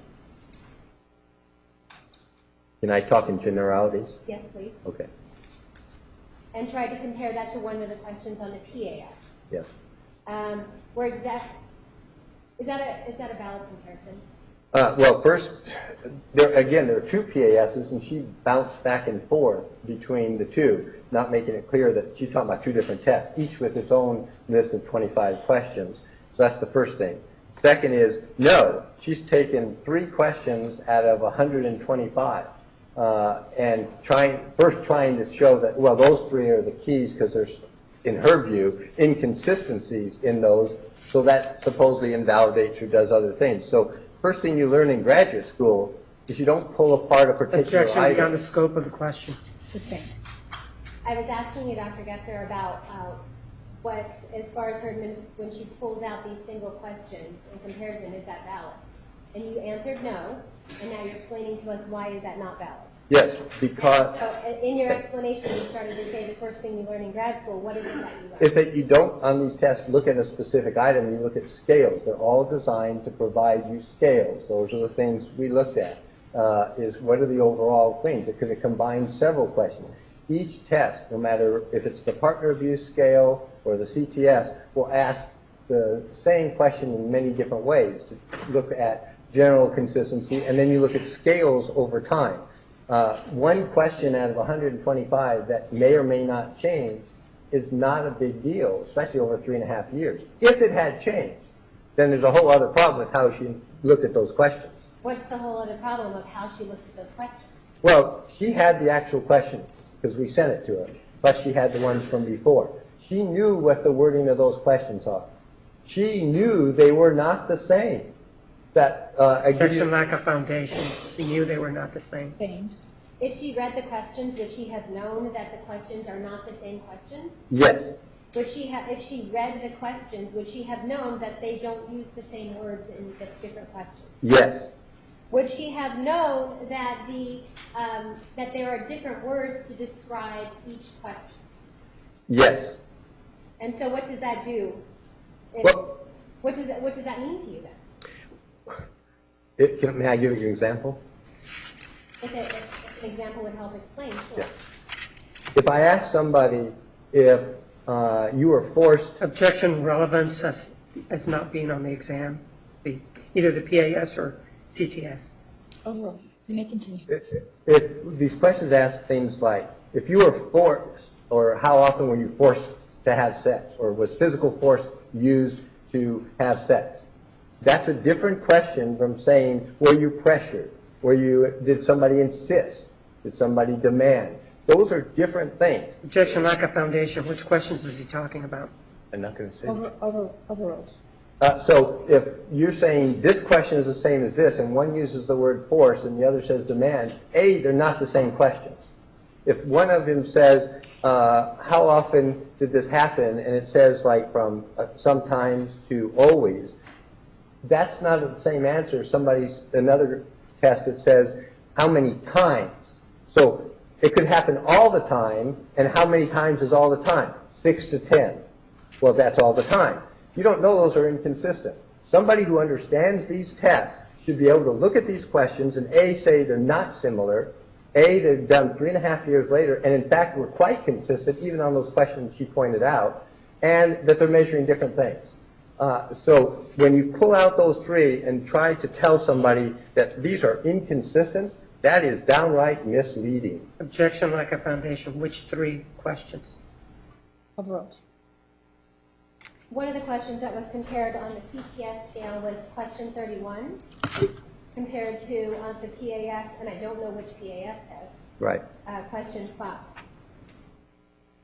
When you're looking at those, did you see differences in wording between the two? Yes. Does it change the quality of the question? Completely. Would it be misleading to try and compare those two questions? I can give you an example again. Okay, what would the example be? I should have gone to the doctor because of my broken arm, or I did go to the doctor, or I must go to the doctor. All three of those are asking different questions. Yes, I should have gone. It was injured. I must have gone. Did you go? No. That's nothing inconsistent about that. Those are the types of things that she pulled out and said that they were A, the same, and B, they were inconsistent. Again, somebody who's experienced should have known that. And that's what I said. That's misrepresenting the data. And especially 3 questions out of 125, 3.5 years apart. I mean, that's an ethical issue. It really is. Is there another example of, give another example as far as I think that those are the main categories we're using those types of words in those 3 questions without telling you what the questions are. Okay. So picking out questions like these. Yes. Is that, you talked about using scales. Is it ever allowed to pick out questions like these just to compare these individual couple of questions? Not for that reason. If you wanted to ask more, like you don't understand an answer, it's perfectly legitimate in the interview to say, can you explain that? I don't quite understand. That's okay. But to do that for overall results, no. Each of these tests have scales. So the correct way is to say, what do the scales on the CTS show? What do the scales on the physical partner abuse scale show? What is the results on the non-physical? And are they consistent over 3.5 years? And again, Dr. DeMarte had that. She knew from our results that Objection, lack of foundation, she knew. we gave. Okay. Thanks. Did Dr. DeMarte have your results? From your She had our results, she had the first psychologist results, she had the same things we did. We sent her all our stuff, and she had the other stuff. And so based on having all that information, and if you compare the consistency of the scales, what do you get? All 3 tests over 3.5 years, the scale scores indicated significant emotional abuse and physical abuse and sexual issues. And the partner abuse physical gives you a total score, and it says, what level is it? And it came out severe. The non-physical gives you particular scores. You add up the responses, and it gives you a scale, and it turns out significantly elevated. The CTS breaks down into different categories. The physical showed up as significant. The non-physical, emotional, was even higher. And then the sexual issues also showed up. Dr. DeMarte also singled out questions with regard to the TSI and discussed specific questions that had to do with anger. Is it appropriate on the TSI to single out certain questions to support a hypothesis or an opinion? No, again, that's why they have scales. The TSI, the original one had like 105 questions. The version has 136. It breaks down into like 10 or more scales, and that's what you're supposed to analyze is the scales. Again, picking up 1 item, 2 items, 3 items, and saying, oh, that doesn't match. When you look at the scales, and you have consistent scales over 3.5 years in different tests by different people. That's what you're supposed to look at, unless you're trying to, again, mislead what the results say. So this is a good time. All right, ladies and gentlemen, we're going to take a new recess. Please be back at 1:25. 1:25. Please remember the admonition. Have a nice lunch. You are excused.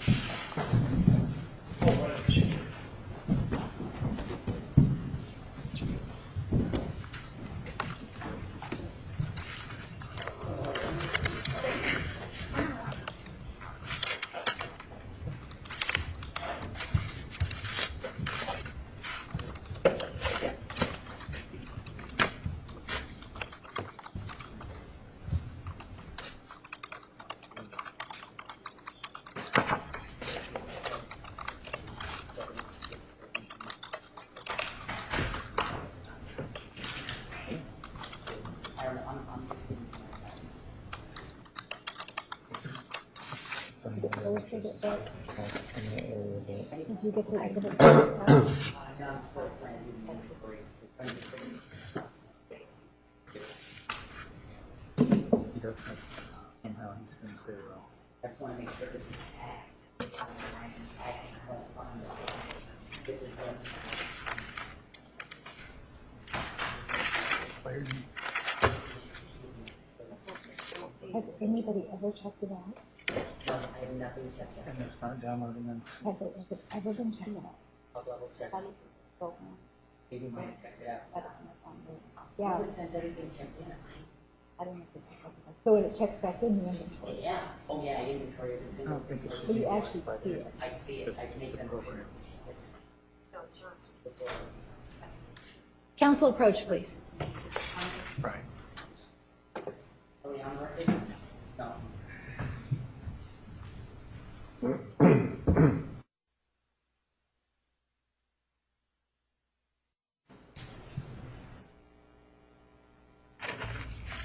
Okay, what they're gonna do is.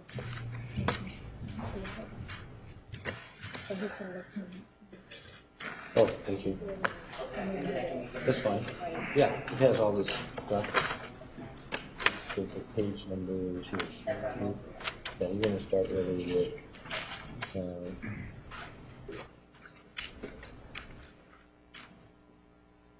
Nothing here.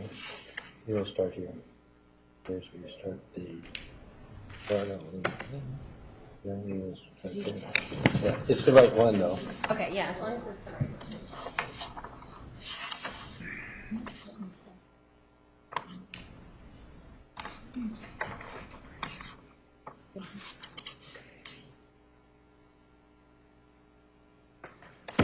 rights for the jury. Do you want me to keep this? I'll take it. Pages 6, 7, and 9.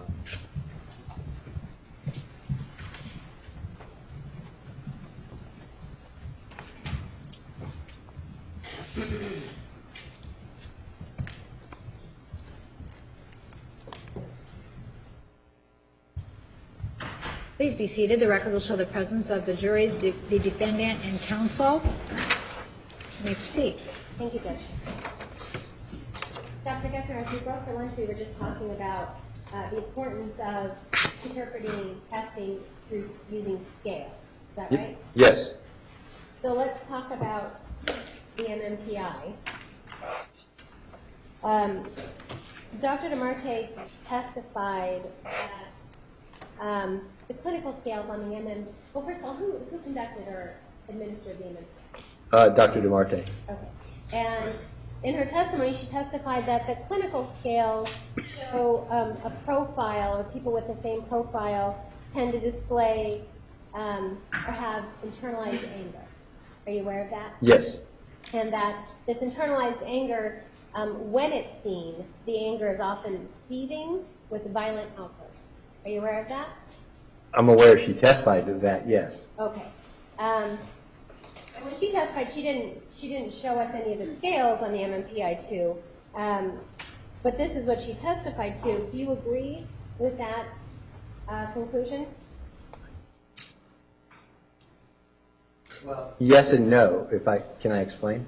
Yes. Give us sure. Okay. If you just look at the clinical scales, and in a case where many of them are elevated, the computer and research gives you lots of possibilities when somebody has that many elevations. Let me stop you there, Dr. Geffner. Okay. So when somebody answers the 500 and some questions on the MMPI-2, it can be computer scored, right? Yes. Okay. And so when it's computer scored, does the computer also spit out possible profiles? Yeah, it does. There's two different ways. One is the profiles themselves, which is what we showed, and then you can also get what's called interpretive reports. Because of the research, you can look at, it'll print out, and there are a couple of approved scoring and interpretation programs, so you can choose those to do. And is that what you were starting to talk to us about, the interpretive programs? Yes, and so when you look at just the clinical scales and you see a whole bunch of elevations, a computer printout will give you all sorts of possibilities that because there's so many elevated scales. One of which, out of about maybe 20, would or could say internalized anger and possible outbursts. So then the appropriate procedures are to do three things with that. What are those three things? Okay, first is you look at the subscales. In other words, you want to look at that issue because it's one of a lot of possibilities. So the subscales are actually designed, and there's like over 50 of them, to break down those clinical scales into more particular specific behaviors and issues and disorders. And when you say break down, you're not talking about specific individual questions? No, again, you're talking about a scale. So one scale might be 30 or 40 questions that go into that scale score. Okay. And so then the subscales break it down to another level that look more specifically at different issues for that particular scale. And so the first area would be to look at subscales to see if your hypothesis, internalized anger, violent outburst, matches the subscales. Then the second thing would be to look at other testing. In other words, do other tests show that measure anger in different ways, show that this person seems to have a lot of internalized anger and or expression of anger, meaning outbursts. And the third is to look at the records, collateral sources, talk to people, not only the client or whoever the person is, but other people who know and say, okay, can you tell me about the time this person, got angry or hit somebody or something? So then you put it together, theoretically, if you do it right, to come up with a conclusion. Okay. And so then the second part of the question was, do you agree with Dr. DeMarte's conclusion that this particular profile from the MMPI belonging to Jodi shows a profile of a person with internalized anger? No. All right. And why do Do you need to show us things to explain why you don't? Yes, looking at the subscales. Okay, I'm showing you Exhibit 939. And is it? Judge, I would ask that that be moved into evidence if she's going to. I thought it was. Not yet. Oh, then defense moves 939 into evidence. No objection. 939 is admitted. Are we looking at page 5? Well, you can go to 6 if we're going to focus on anger. So So this these, is to try and see if the Dr. DeMarte's hypothesis matches the scales, right? correct. Okay. So there are about half a dozen subscales that look at different aspects of anger in different ways to then correspond to somebody who has, quote, internalized anger. So this particular one has 3 different scales that look at different components of anger. So one is this one, maybe I'll put it down here, which is dominance. So many people who have anger issues tend to be controlling, dominant, aggressive, assertive. So that's one. And you can see right here, it's near the bottom of the scale. In fact, it's not even up in the average range. It's significantly below average. So this is somebody who is really submissive. Okay, so that's one component. The next you look at, well, hostility. Somebody who has a lot of hostility would be more likely to A, be angry, and B, express it, like temper or outburst. So then we look at the hostility scale, and that's right there, and that's even below average. All right, so this is not a hostile person in general. Well, what about somebody, we talked about internalized anger. Well, internalized means they keep it inside. Okay, that's a reasonable question. What about somebody who has over-control? It's inside and they're putting energy into controlling it. That's another way. So we look at that. This is over-controlled hostility. Again, even below average. So just on this, we have 3 different scales that look at it differently. So if you really had somebody who you expected to have internalized anger, you should at least see elevation somewhere. So we don't, but that's still, you can keep going. On to the next page. Turn and I'll tell you. Yes. Okay, so then another reason is a person who's aggressive. You know, this is an angry, hostile, aggressive person. Well, there's a scale here looking at that specifically. And again, just to make clear, scale doesn't mean one question. Each of these are a variety of questions. So it's looking at it different ways. Well, then you can see not only is she below average, she's way below average. So this is, again, not a person who is aggressive, doesn't have an aggressive personality. It's somebody who is, if anything, less assertive and more submissive. Okay? Then if you go to I think it was page 9. So there's another aspect, too, that we can look at. Go down. Okay. Well, now we have right here, we actually have anger scales. Okay, so, and you look at explosive anger, so you just said, you know, internalized anger with explosive outbursts. Well, this is exactly looking at that. Is this explosive? Well, this is right in the average range. 50 is average, remember? So, no, that's not showing up. Then you even have this, which says, well, okay, maybe this is an irritable person, and anger shows up that way. Again, average. Well, and then finally, if you go down, or up on yours, yeah, no, the other way.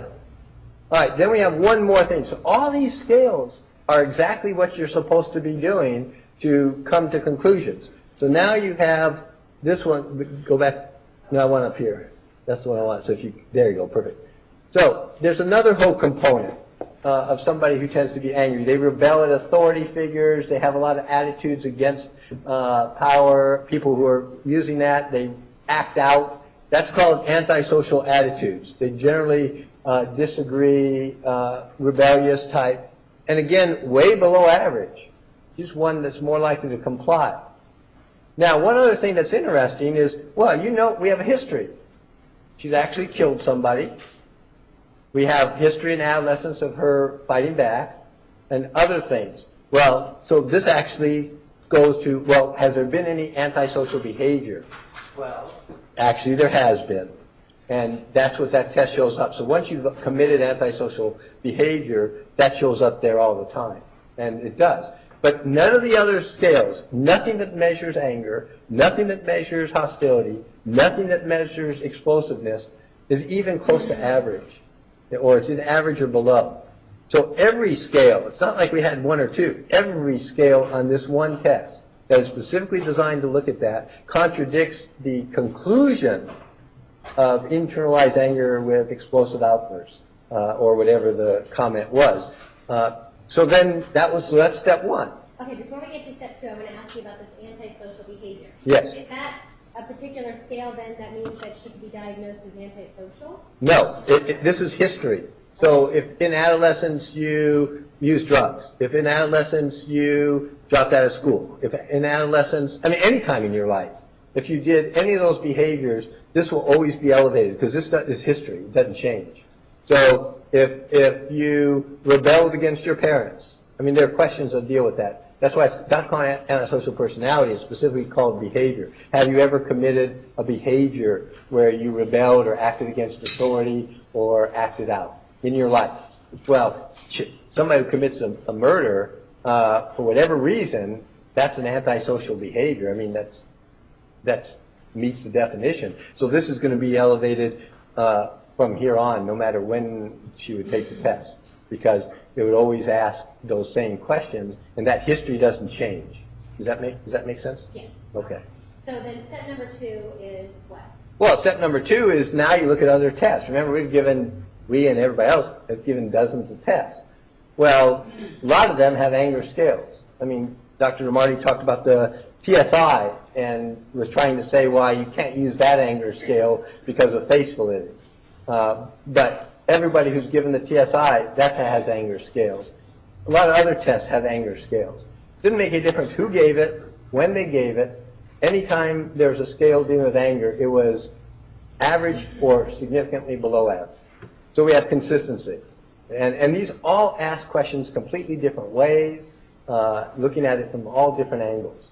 So there's no inconsistency. It's consistent, always, no anger issues. That doesn't mean the person never gets angry. It means it's a personality or internalized not there. All right, so that's step 2. Okay, so step 3. Step 3 is you look at the records.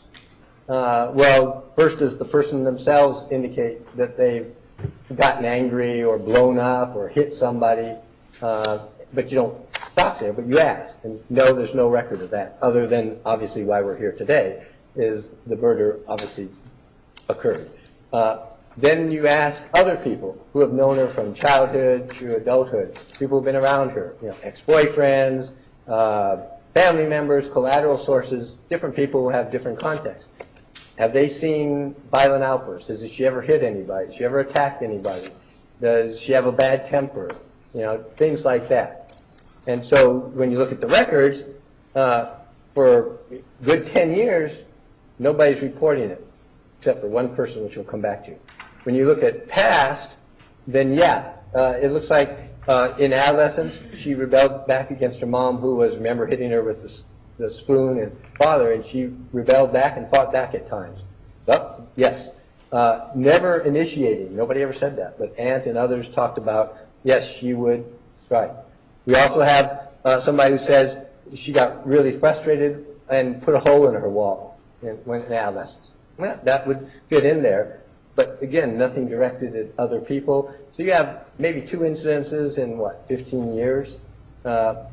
And so in the records, there is one person, according to the records, who said that there were issues. Who is that person? Mr. Alexander told other people at different times that she was stalking him or she was doing different things that didn't match any others, but when the other people reported it to interviews and others, they're always reporting what he told her, not that they ever saw it themselves. And that's a key. All right, well, and we'll talk about that key in a little bit. I'm showing you exhibit number 623. This is an example of that Dr. Marte gave that she relied on. This is an email from Jodi to Mr. Alexander on February 14, 2007, where it appears that Mr. Alexander's upset about something and she's trying to share what that does to her. So she talks about that my anger is very destructive. And this, according to Dr. DeMarte, is what she relies on in order to give that history of anger that would somehow then take over all the results from the testing, or be more important than all the results of the testing. Do you agree with that? Well, I might have if she had asked about that. Okay. Because, yeah, you want to know. I mean, this is at least saying these things, which she's talking herself, when there's no history of it other than we saw, the one hole in the wall that I think a friend said when she was a child or adolescent. But nobody has identified this or smashed windows or broken things. I think once she broke something or threw a dish or something. But so the question is, why are you writing this? So an obvious thing for any of the psychologists when they're reviewing this is to ask the question, what is this about? Okay. And you read Dr. DeMarte's notes? Yes.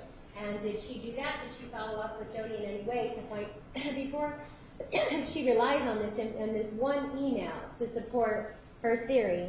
Did she follow up with Jodi at all about it? Not that I could see. And what about you?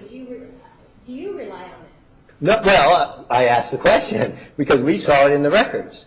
And so one of the questions was, what is this about? When did this happen? Who was it directed at? And so her response was, I said this to make him feel better so he wouldn't feel as guilty. And so I just left it alone then because it wasn't matching anything else in the records. So that's a whole different explanation. Well, that explanation matches the testing, and it matches submissiveness and her, we talked about before, her being compliant, trying to please him. So she talked about several things she put in here at different times where, where she was trying to make him feel better or appease him. And is that consistent with the beginning, the first paragraph, where she says, I'm sorry that the last 2 days have been so frustrating for you. I wish I could have offered you more consolation over the phone. I guess I was just at a little bit of a loss for words and perhaps a little bit intimidated. Is that consistent with what she told you? Yeah, and right there. Intimidated, not necessarily because of how angry you were. Yeah, so I wasn't sure how you would react to me, trying to comfort you. yes. So see, that's back to her role, pleasing, comforting, taking care of somebody else, and also identifies there, as close as we're able to get from her, that he was the one angry, and that's why this is being sent.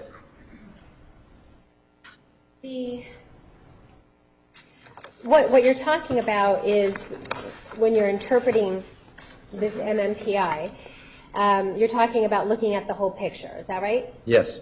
And we talked before when you were here about how it's important to put the entire puzzle together. Is that right? Yes. When you are piecing together a puzzle and looking at all this different information, is it important to consider all the different pieces? Yes. What if you have a hypothesis for a diagnosis? Is it okay to ignore pieces that don't fit your hypothesis? No.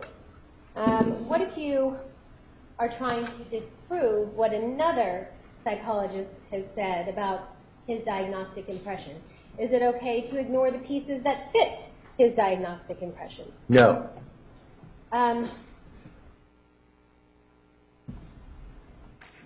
If a professional is ignoring pieces that are consistent with things that are not their opinion, can that compromise the opinion? Yes. Is there a name in psychology for this type of behavior? Yes. What is that? It's called confirmatory bias. Can you explain that? Yes. Please do. Okay. If somebody has a opinion or pre-hypothesis and then tries to fit data into it to support their hypothesis or assumption or idea, then that's a bias, and it's called confirmatory because what you're trying to do is confirm an opinion or an idea you already have.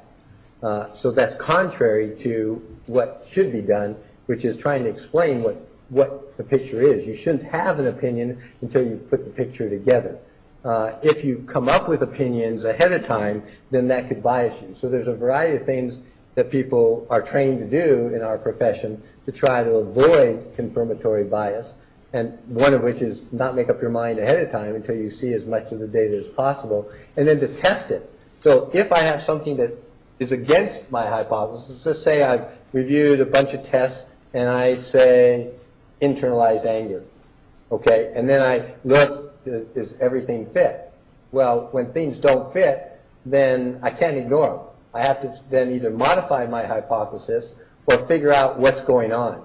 One way or another, you can't force a round peg or puzzle piece into a circular spot. You have to answer that question.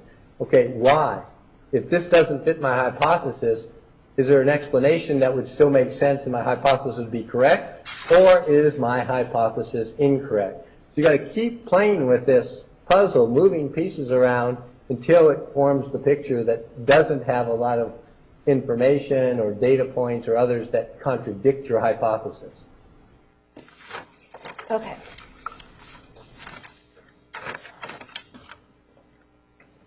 One of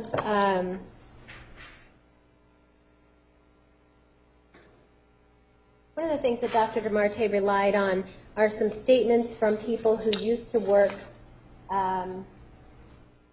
with Ms. Arias at the Purple Plum. Are you familiar with these statements? Yes. And Dr. DeMarte discussed why these statements show that she was assertive. And by the way, in the scales and the testing, do you see assertiveness in the testing? No, that's another area we would look at. I didn't talk about before, but remember we gave a specific test that measures aggressiveness and assertiveness besides everything I showed you. It's called the Interpersonal Behavior Survey. And all her assertiveness scales were significantly below average. And the major aggressiveness were all in the average or below range too. So none of the tests indicate significant assertiveness, again, as a personality. That doesn't mean you never can be assertive. I mean, there may be instances at a time when a person is assertive, but as a personality, as a general rule of thumb, the tests indicate that she would not fit in that category of being an assertive person, especially back in the past. Especially back in the past? Is that a yes? Yes. Okay. And so some of the things that Dr. DeMarte relied on, particularly from these people, Nicole Hassel and Gary Brinkman from the Purple Plum, discussed how, in Dr. DeMarte's terms, she was assertive with men. Is it a problem, is it important to consider all the statements? Yes. Not just pick certain ones out? Yes.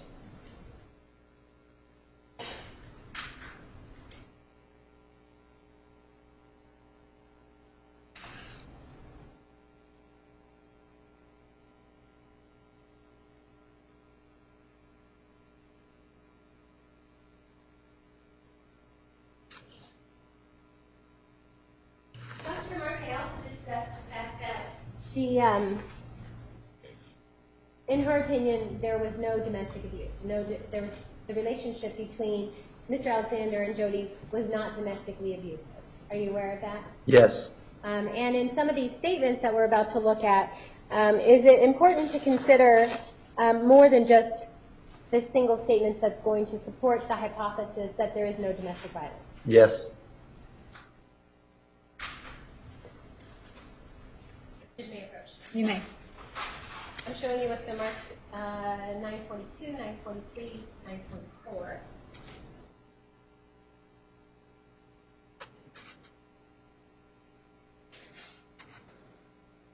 Do you recognize those? Yes. Well, these are excerpts. It's not the full statements. Right, those are excerpts. Yes. And do some of the excerpts pertain to what was said by other people at the Purple Plum? Yes. And do some of the excerpts pertain to information that can be consistent with domestic violence and or PTSD?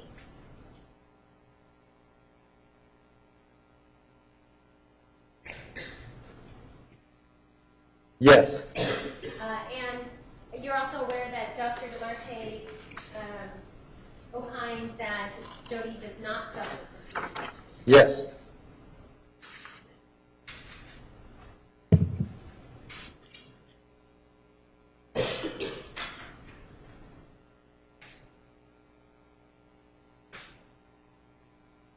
May I approach? You may. Right, I'm showing you exhibit 945, 946. You review those also?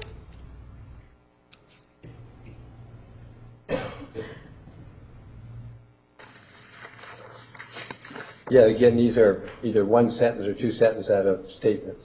Okay, and are those excerpts that have to do with things that were said about Jodi and by people at the point of time? Yes.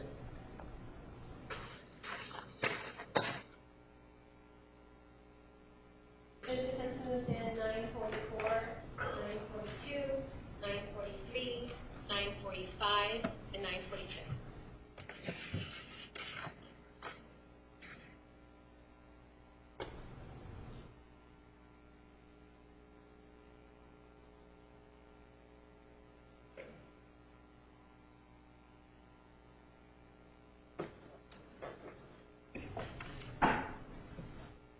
Judge, I would ask that I be provided with the full, not just the excerpt, so that I can take a look at what's been omitted. Approach, please.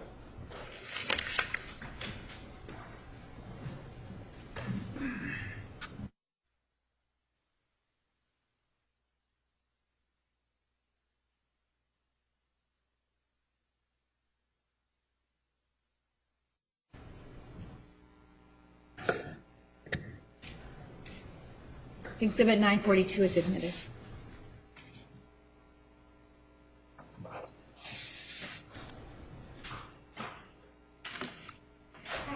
And we're talking about the purple plot and some of the things that were brought in by Dr. DeMarte that she considered to say that Jodi was somehow occurred. This is an interview from a person named Matt Kleiner. This is working, and he worked at another restaurant, Casa Ramos, in the same area. Is that right? Yes. And did you review this? Yes. And we're looking Objection, lack of foundation, date and time, or time. Overruled. You may we proceed. get down to the bottom. When you're talking about the potential for PTSD or the potential for domestic abuse, is it important to consider what collateral other people saw in her behavior? Yes. And so does it make it important to know that one of her coworkers said that she sometimes at the bar she would zone out. She would have a blank stare. Everyone at the bar noticed it. She would zone out a lot and get distracted and lost focus of her work. They had to snap her out of it and would say, "Hey, Jodi," to get her attention. Is that important when it comes to looking at a diagnosis or a diagnostic impression of PTSD or whether or not the relationship was abusive? It would be a piece of the puzzle, and it would be useful in comparing the test data. In other words, that's the thing we're always looking at, is how the different pieces of the puzzle compare. And the different testings talked about, and I defined last time, dissociation, which is spacing out, blanking out, which is a symptom of trauma, and showed up high in her testing in several tests over years. And now you have somebody who has no idea about testing, no idea about PTSD, who is giving a personal observation at Objection, the lack of time. foundation as to the time when this observation is being given, if he knows, before or after. Sustained. Sustained. The beginning of this statement says that he thinks that she started around May of 2008. Yes. And she worked there through July of 2008. Yes. And so go ahead. And so that was one of the time periods after she moved, and where Objection, lack of foundation, before or after June 4th. Judge Mays, can you coach for speaking? Judge? Yes, you may approach.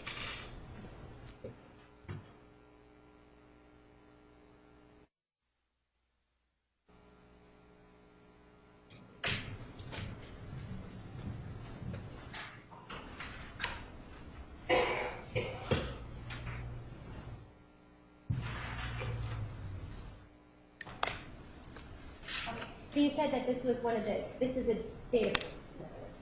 yes, And if this data point, the fact that she was zoning out, if this zoning out occurs prior to when she first moved there in May, can that still relate to domestic abuse or PTSD? First, I thought she moved in April. Well, I'm sorry, I'm talking specifically with this exhibit, 942. He talks about that he thinks she started in May. Correct, Yeah. which would be after she moved. After she moved, right.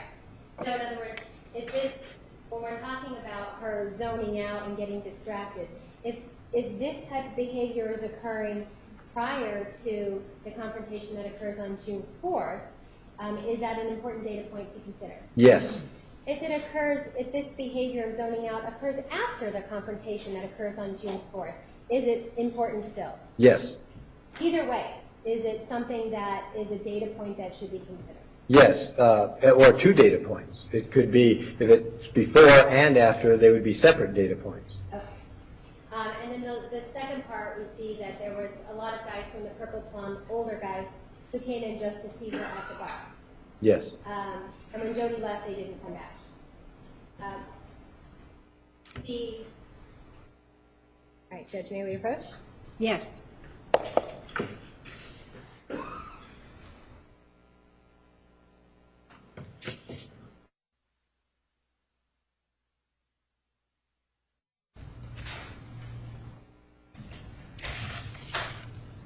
All right, Exhibit 943 and 944 are admitted.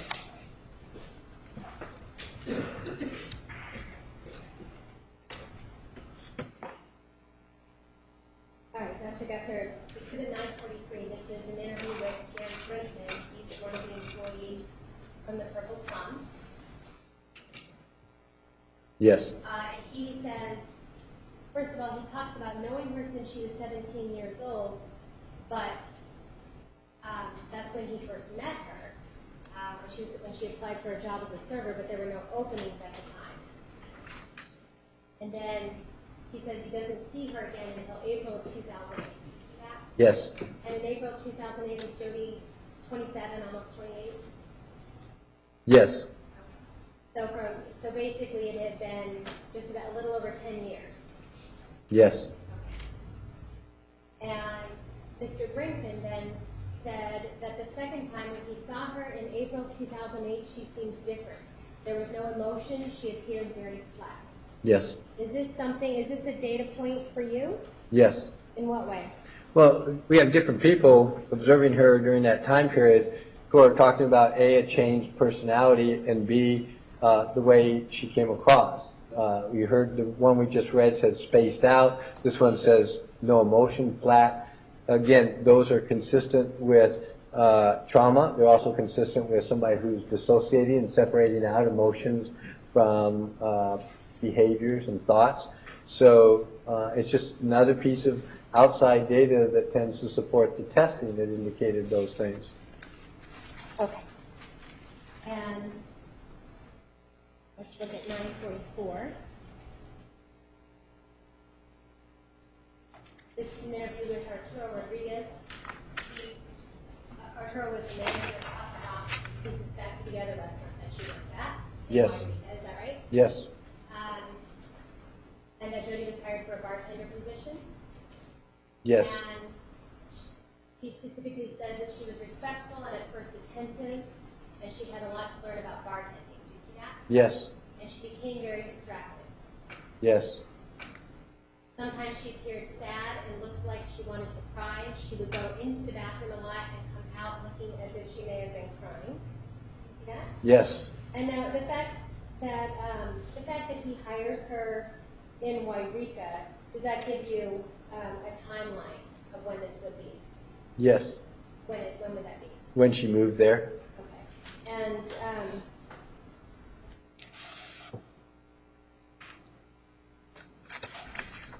were we just looking at Exhibit 942, where another employee of Casa Ramos says that she worked there in May of 2008 through July 2008? Yes.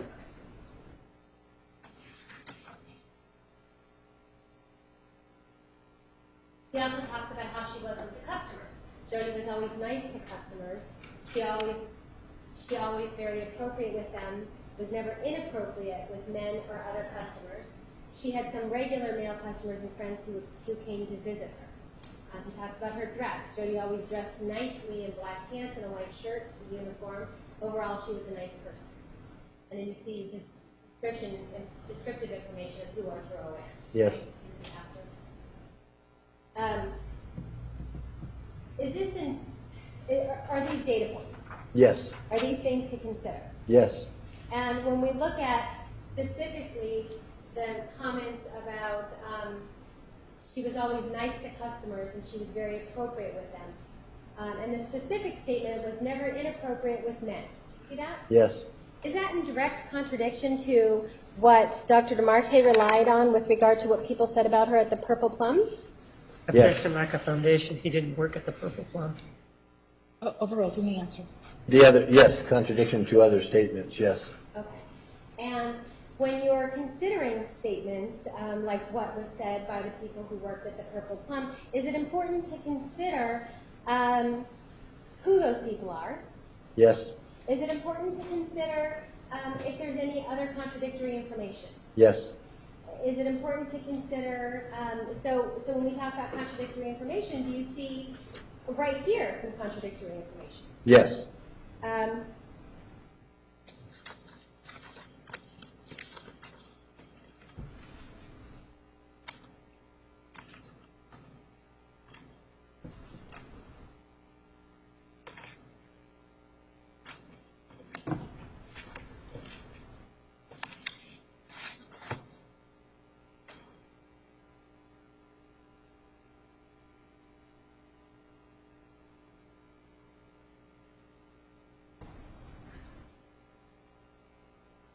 And was there other contradictory information from different coworkers? Yes.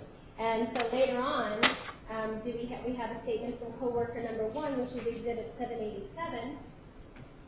This was a coworker who worked with her at the Ventana restaurant. So this is a couple years earlier, 2005, 2006. You see that? Yes. Objection beyond relevant, beyond rebuttal. Overall. You see that this coworker describes her specifically that he never saw her behave out of control or inappropriate. You see that? Yes. Also, never sexual with clients at all. Yes. Is that in complete contradiction to what people supposedly said from the Purple Plum? Years later. This is No, the people said that years later. right. Yes. And the people at the Purple Plum, they were interviewed after Jodi had been arrested. Is that right? That's my understanding.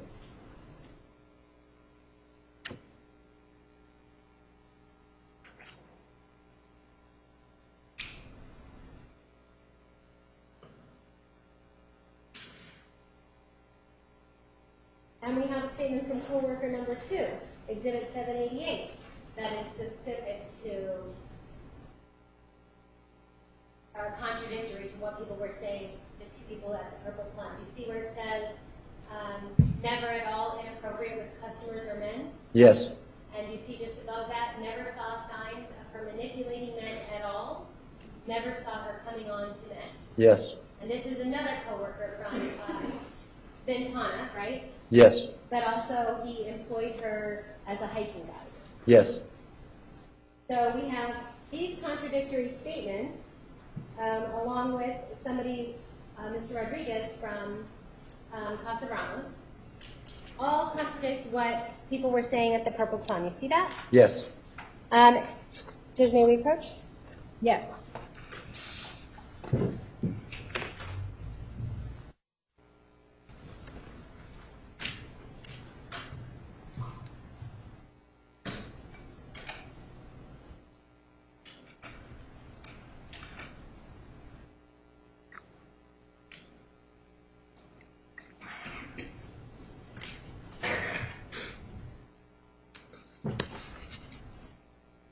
Judge, may I approach? You may. Showing exhibits 945 and 946.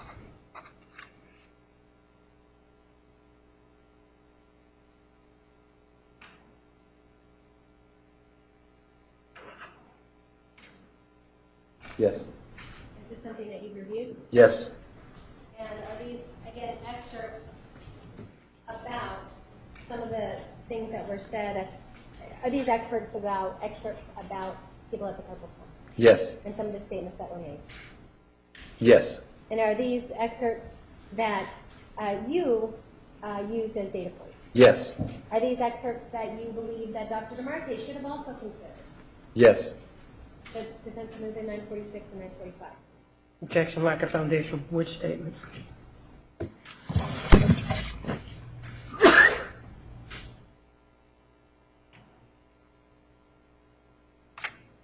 Approach.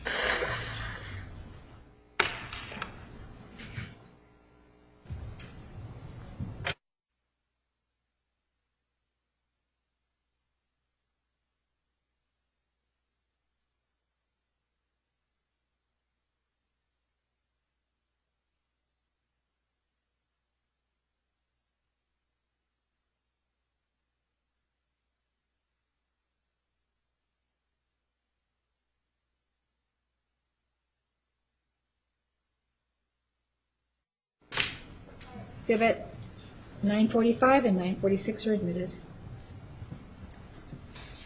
Under 945, you're aware that Dr. DeMarte relied on statements about what people, some of the comments that people who worked with the Purple Plum were saying, right? Yes. Some of the comments about how Jodi would be inappropriate with men. Yes. Objection, assumes facts not in evidence. Not what it says there. Leading. Sustained. Some of the comments about men. Objection, same objection. It's not what it says. Overruled. Yes. And the we just went through some of the contradictory statements from other collateral sources, right? Yes. And so, is it looking at, this is an interview with some of Jodi's family members, and to your knowledge, were they living in Eureka, California? Yes. That's my knowledge. My knowledge. And what they had to say was that some of the Purple Plum staff and customers were spreading rumors about Jodi after her arrest. Sandy's family went down to talk to them about it. Yes. Is that something that when you are going to consider comments made by some collateral sources, do you want to consider not just the contradictory statements, but do you also want to consider statements that have been made that maybe that go to their credibility? You want to do all of that. Okay. As you mentioned before, they're all data points. When you have contradictory ones, you do your best to figure out if there are explanations for the contradiction. Okay. So then I'm showing you Exhibit 946. This was an interview with Amy, who's Jodi's cousin. And in 946, she also says, people in town have been passing around bad information about Jodi at the Purple Plum. They're passing out papers and some internet things. Amy was upset and went down to the Purple Plum to tell them to stop. See that? Yes. Is this another statement that when you're considering the statements made by people at the Purple Plum, do you also want to consider these as data points? Yes. And to your knowledge, did Dr. DeMarte do that? Not to my knowledge, she did not. She didn't testify to the statement that you're aware of. Well, she didn't talk about the contradiction to my knowledge. She didn't talk about the... Lack of foundation. What statements? How does he know it's a contradiction? Sustained. When we just talked about the contradictions, right? So we talked about coworker 1, we talked about coworker 2, right? About how those two people who have worked with Jodi talked about how they said she was never inappropriate with men, right? Objection, relevance, 2 years previous. It was 2 years. They didn't work at the previous. Sustained. Sustained. The evidence that we just discussed that's in evidence, right? Yes. And do you consider that contradictory information? Objection, lack of foundation. What? Overruled. There are contradictory statements about her behaviors during that time period, meaning April, May, etc., 2008, by people who are saying different things about how they observed her with men, how she dressed, what her behaviors were. There are contradictory statements, correct. Okay. And when you have contradictory statements, as a professional, are you free to ignore them? No. What are you supposed to do? Try to see what is more consistent with all the other data and or explanations for why there may be a contradiction. Okay. part of which would be credibility concerns. Are there any issues in anybody's credibility? Are there secondary gains? I mean, do they have something to gain by making a particular statement or not? Those all would go into the overall picture. Okay. And when we're talking about this contradictory information, are you necessarily saying you believe one over the other? No. Okay, so what do you mean? It means that we look at both. We see is there explanations for particular statements that might make sense, and then we weigh it with the other statements, history, testing, and put it all into a big picture. Okay. And is that part of putting the puzzle together? Yes, should be. Okay.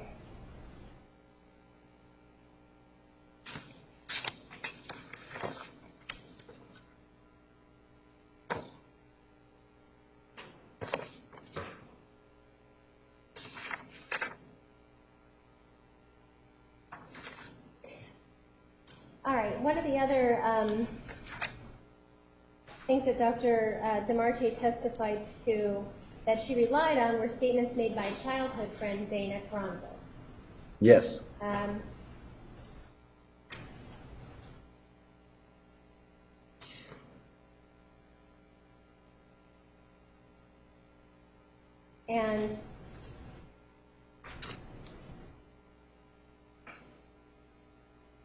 one of the things that Dr. Marte testified is that she relied on the fact that one of the statements in here said that Jodi could play the victim. Do you remember that? Yes. And also, I'm showing you Exhibit 886. Childhood friend Zeta said there was no abuse. She never saw inappropriate behavior or actions from Sandy or Bill. You see that? Yes. So when you're looking at these types of statements, is it important then to look at all the statements? Yes. And when we talk about there being no abuse, she never saw any inappropriate behavior, are there other documents that refute that? Yes. And some of those documents, do they include speaking with Jodi's brother Carl? Yes. And did you and your team speak with Jodi's brother Carl? Yes. And does Carl talk about how there was physical abuse in the home? Yes. And does he talk about the yelling by his father? Yes. And does he talk about Jodi crying in her room? Yes. And so is that information that you would also want to consider besides just what the childhood friend said? Yes. And did you also speak with Miss Carranzo, the childhood Yes. friend?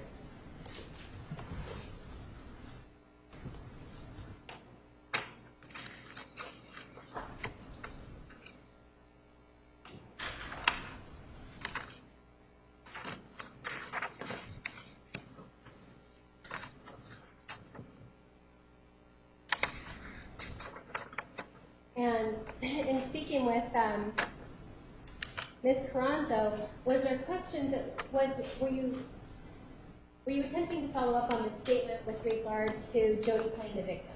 Yes. And is it your Objection, understanding? lack of foundation, the date that he spoke to her. Okay. Sustained. All right, may I approach? You may. Dr. Erickson, I'm showing you listed mark 952 and 953. One of those is the full statement by Ms. Carranzo, and one of them is an excerpt, right? Yes. And does it give the date of when you contacted her? Yes. And what's the date? She was contacted and interviewed on February 7th, 2014. Okay, and when you were asking questions following up about whether or not, following up about the statement that Jodi liked to play the victim, was it your understanding that that had been used to argue that Jodi was manipulative? By her or by somebody else? That Jodi herself was a manipulative person, that she liked to play the victim. I got a little confused. Are you saying that Zaina said that, or somebody else said that she was manipulative and trying to play the victim? Well, if we look at the first statement that Dr. DeMarte relies on Okay. from Zaina, there's a statement in here that says Jodi could play the victim, right? Was it your understanding that this was used in an effort to say that Jodi was a manipulative person? Yes. Okay.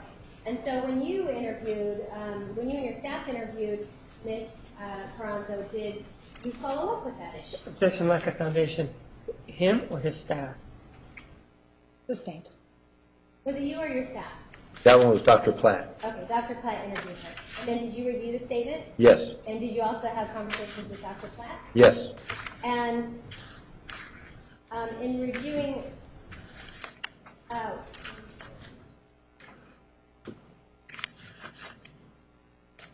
let's move in exhibit 952.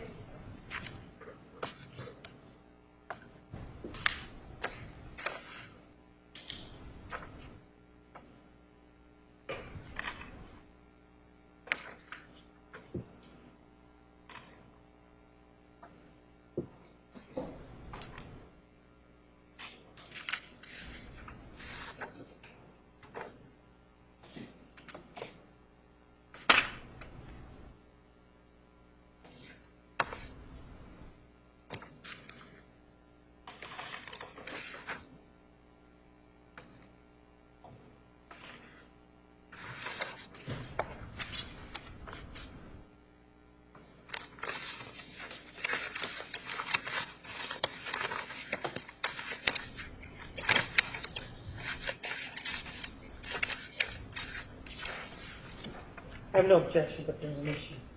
All right, approach.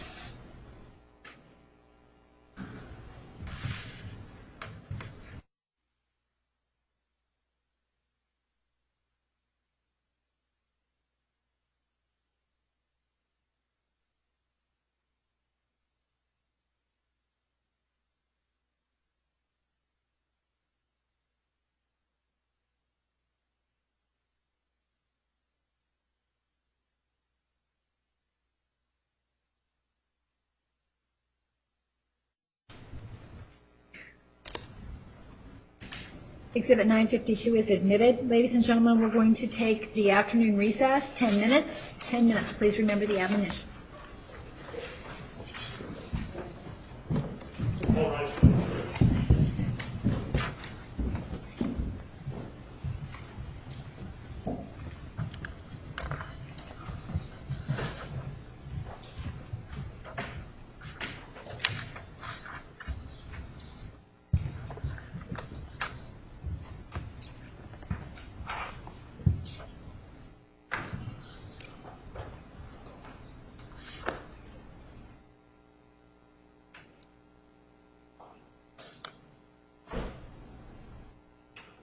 We are at recess. You may step down. Randy, can I see you for a second?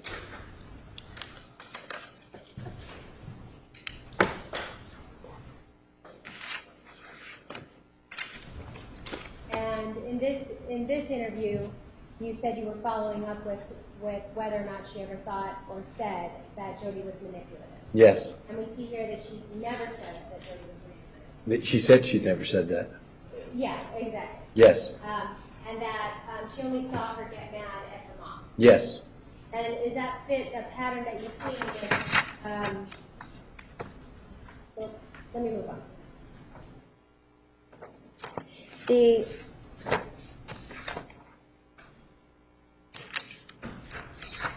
Dr. DeMarte also considered Exhibit 888, which is a statement from Jodi's cousin,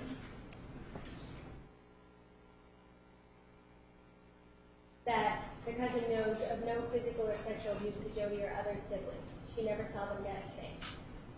Okay? Yes. Were there other things in the record that you considered that was contradictory to that? Yes.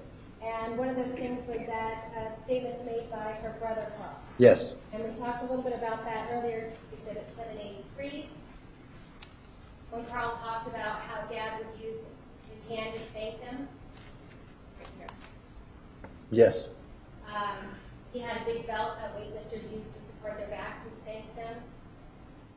He had a wooden boat or a paddle, wrote their names on it, used that. Yes. And he talked about that he believes his dad backhanded Jodi one time across the face. Yes. Is that in direct contradiction to something that Dr. DeMarte considered from a cousin who said she didn't see the abuse? Yes. Is that something that would have been important to consider. Yes.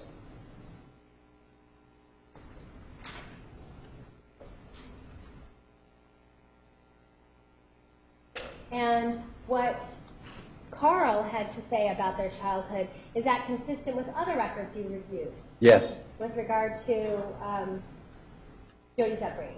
Yes.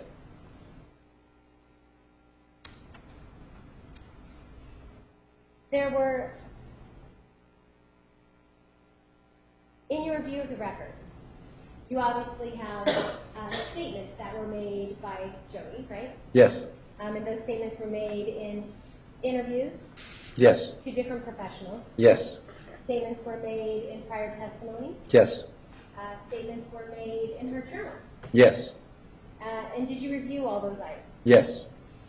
Did you are you aware that Dr. DeMarte chose to believe certain statements that Jodi made when it fit her opinion? Yes. Did you see a pattern of that? Yes. What did you see? Basically anything that fit her conclusion, she relied on. Even if the same people said something different at different times, it was basically ignored, never dealt with It's contradiction. lack of foundation specifics. Overruled. You continue. Never dealt with contradictions, examples of which we just talked about. Never looked at how it fit into the testing. Never looked at the big picture. Everything was fit in to that confirmatory bias. Selected statements out of witness statements that you just showed, example, not looking at the rest of it, not looking at what other people said that completely contradicted that, not looking at the credibility of the different witnesses and whether they have any motivation, what might be other explanations for the contradictory information, never really explaining that.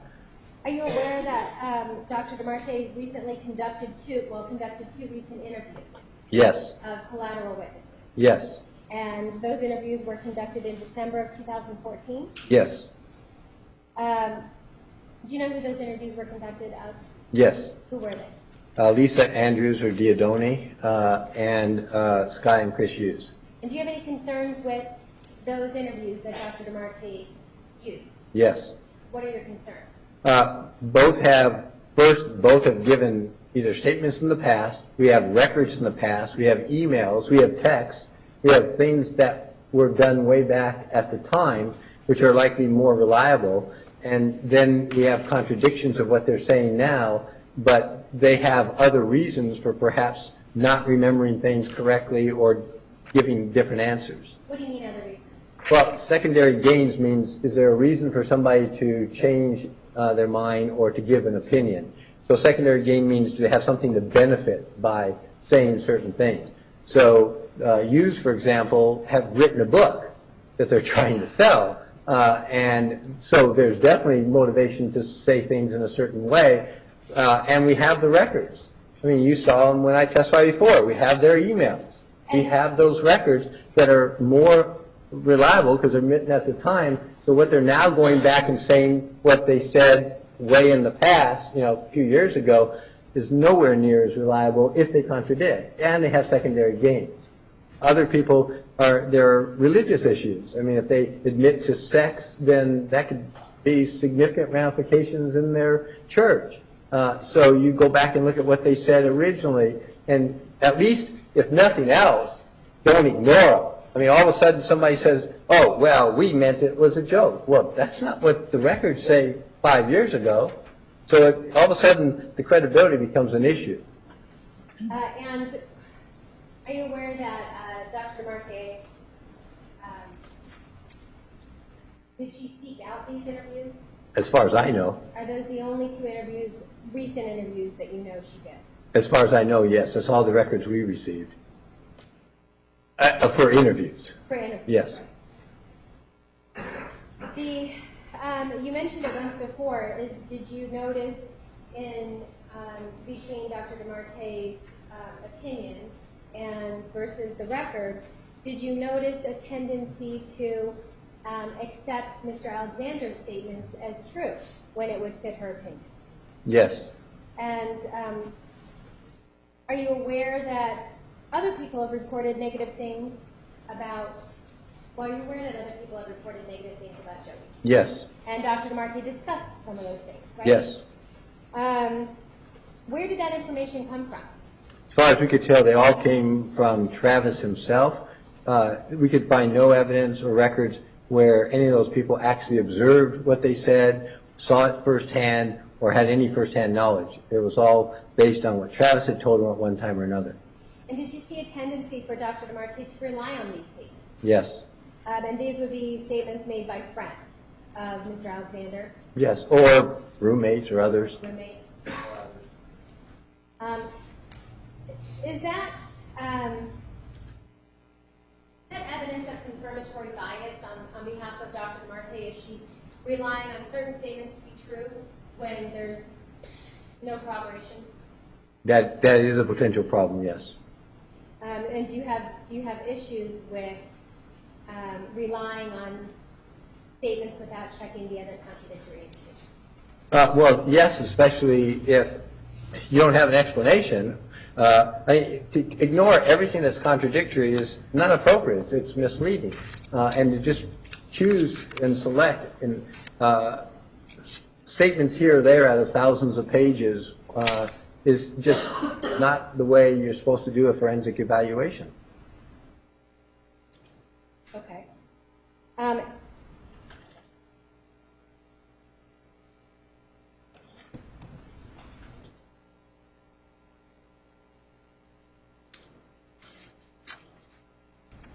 One of the statements that Dr. Marte relied upon is a Gmail chat between Mr. Alexander and one of the girls he communicated with, Reagan Housley. Are you familiar with that? Yes. It's Exhibit 615. Dr. DeMarte, and we're looking at Reagan Housley and then me, that's Mr. Alexander, right? Yes. You see the conversation that was gone through. She is crafty. She is scary. Yes. Didn't I tell you about her? Yes. And he says, you'll probably get a threatening email from some anonymous person. Yes. So you're understanding that this Gmail chat is sometime in May of 2008? Yes. And during this time, to your knowledge, were Mr. Alexander and Jodi still in phone contact? Yes.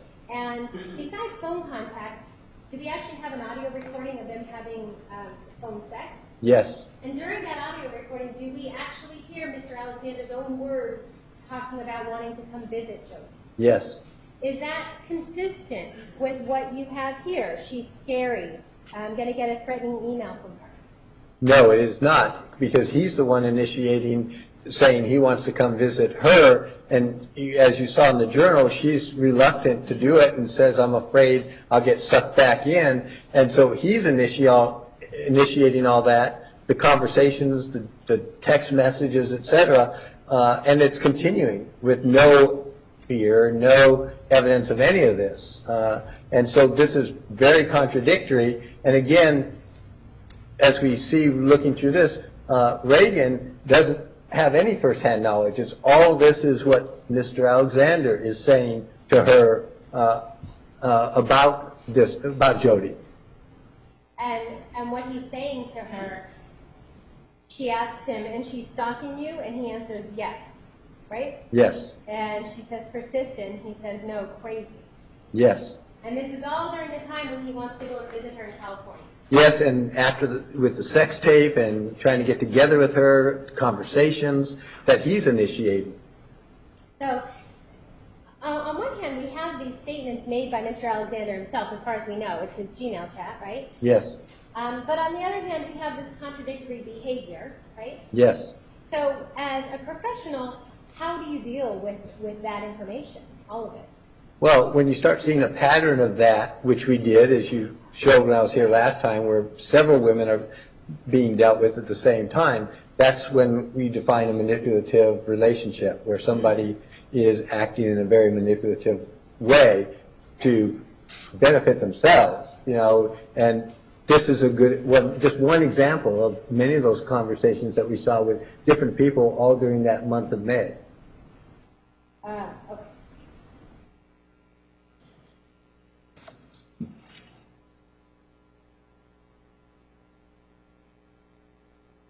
Dr. Marte also testified that she doesn't believe that there was any physical violence between Jodi and Mr. Alexander. Yes. And she also testified that nor does she believe that there was a pattern of verbal or emotional abuse between Mr. Alexander and Jodi. Yes. Are you aware of those? Yes. First of all, I guess the word believe, when she testified to the word believe, is that appropriate for a professional to use the word believe? Depends on the role of the professional. Okay, let's say a forensic role. No, if you're a therapist, then it's appropriate generally to validate your client, believe whatever. Forensic role, you're a neutral evaluator. So your beliefs are irrelevant, as I mentioned when I was here before. It's the evidence and the picture that counts. So what you might personally believe or not believe isn't even a part of the equation. So there's two parts that are really problematic in the statement you just said, the statements. First, believe doesn't fit. It's not up to you to believe or not believe. It's up to you what fits the puzzle. What is the picture? What is the data points? What do they tell you? So that's the first part. The second is essentially that's an absurd statement. None of us in this room can determine 100% whether physical abuse occurred or didn't occur, except perhaps Ms. Arias herself. All the rest of us are going to be working on probabilities, based on evidence, based on that. Forensic evaluator is in the same position. To say that physical abuse did not occur, I don't believe it occurred, that's an asinine statement to make. If you want to say something, then the statement is, well, based on the evidence, based on that, it is not likely that it occurred. I mean, I don't agree with that based on the evidence, but that would have been an appropriate forensic evaluator statement. Or to say it's more likely than not, or something based on the evidence. It really doesn't make a difference what you believe. If your beliefs are intruding, that's where you get into confirmatory bias, because now that's what's driving you, not the evidence. And when we look at the difference in experience between you and Dr. DeMarte when it comes to dealing with domestic violence, Yes. victims of domestic violence, dealing with trauma, is there a difference in your experience? Yes. And briefly, what do you mean? Well, a whole bunch of things. I started dealing with domestic violence in 1979, working with victims and building a shelter, working with programs. Then for the last 30-some years, developing programs, doing research, publishing, presenting, going to conferences, setting up entire boards that deal with it, serving on committees. So I'm dealing with it regularly. I edit the Journal of Family Violence. I edit the Journal of Child Sexual Abuse, where we get the most recent research. All these things over years of practice in a whole variety of ways. So the years of practice, obviously, that gives you experience, right? Yes, but then it's also being aware of the research. Well, that was my next question. So, as far as being aware of the research, is that necessary? Yes, because you don't just come in and give opinions. You have to base it on, hopefully, science or the best we know in theory and science. That comes from research. It comes from publications. It comes from conferences. It comes from workshops of those who are the experts in the field. And so then you look at that, and then you look at Dr. DeMarte's CV, and then you look at her statements, and there's some major issues there. What major issues? Well, first, there's nothing in her CV, even going back to 2004 when she was a graduate student, that really focuses on domestic violence. What you see is she's doing research on children exposed with Children exposed to to what? domestic violence, focusing on the children, with a colleague of mine who's on one of my boards. And she's dealing with perpetrators for 1 year. All this is being trained. I mean, she's not even practicing, despite what she says. So part of her graduate program is learning about some of these things, but there's nothing in there until you get into one particular segment that even talks about the victims of domestic violence or trauma. So that's sort of a red flag. and then especially to say I have 11 years of practice and experience with domestic violence victims, that's not showing up anywhere. And then to make the statement she made about domestic violence victims in her prior testimony and in general are huge red flags that indicate she really doesn't know what the research is. What particular statement are you referring to? Well, in the first case, she was asked about journals. Do you read journals? In the professional field, that's how we find. That's where the science is. And so everybody, clinical practitioner, marriage and family therapist, somebody teaching at a university, we need to keep up with the field. These are key areas: trauma, family violence, child abuse. You know, we've learned a lot in the last 30 years. So where it gets out to the public or professionals is journals. Well, the first time she testified, she couldn't name one journal relevant to this field. And she said, well, she reads articles. And then she made a distinction between journals and research, which is an absurd thing. Journals publish research. And then she could name one person, Dr. Lenore Walker, who we'll get back to. And then this time she mentioned 2 journals. But if she had actually read those journals, because those editors are also friends of mine, any of the journals, there's a dozen journals out there now that come out either monthly or every other month, specifically devoted to family violence, to trauma, to child abuse, to children who grow up in abusive homes, to all these things, psychology of violence, with different people, editors and different organizations who are involved. If you read any of those, you don't make the type of statements she made. It's where a little knowledge is really dangerous, because she throws out something, just like all the stuff that I said was misleading about the testing. If you know it, those aren't the things you said. So that's where significant issues in credibility and ethical behavior are really apparent.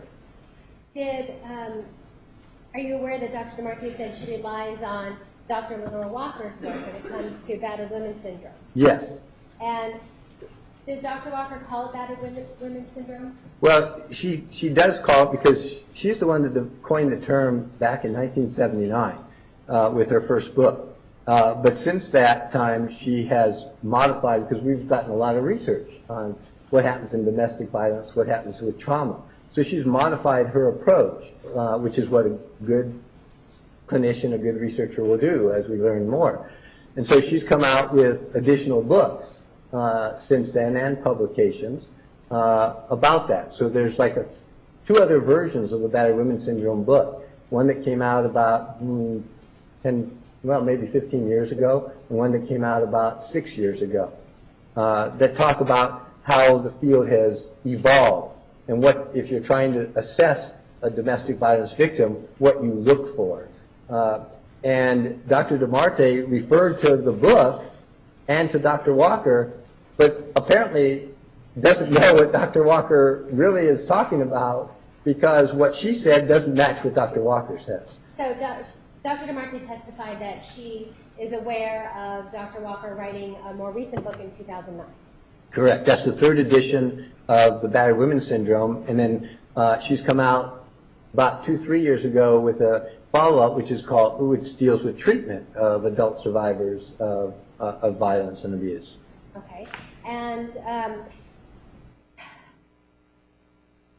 if Dr. DeMarte is relying on Dr. Walker's theories of domestic violence and domestic abuse victims, do you see evidence? You were just telling us that she's not using what Dr. Walker says. Correct.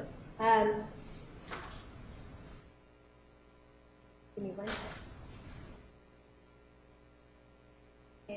You may. Can we go to emergency at 9:54? Yes. Is that the first page of Dr. Walker's book from 2009? That's the title, yes. The second page is showing when it was published? Yes, in 2009. And then there's page 345? Yes. And through page 345, is it relevant to what we're discussing? Yes. It's going to say exhibit 954.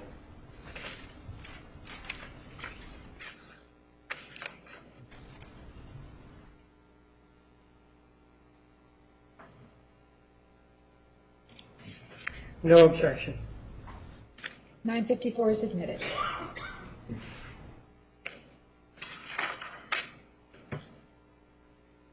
All right, so so this is obviously the cover page of the book, right? Yes. Battered Women's Syndrome with Research Association, written by Dr. Walker. Yeah, and that's the third edition. There it is. Yes. We can see it was published in 2009. Yes.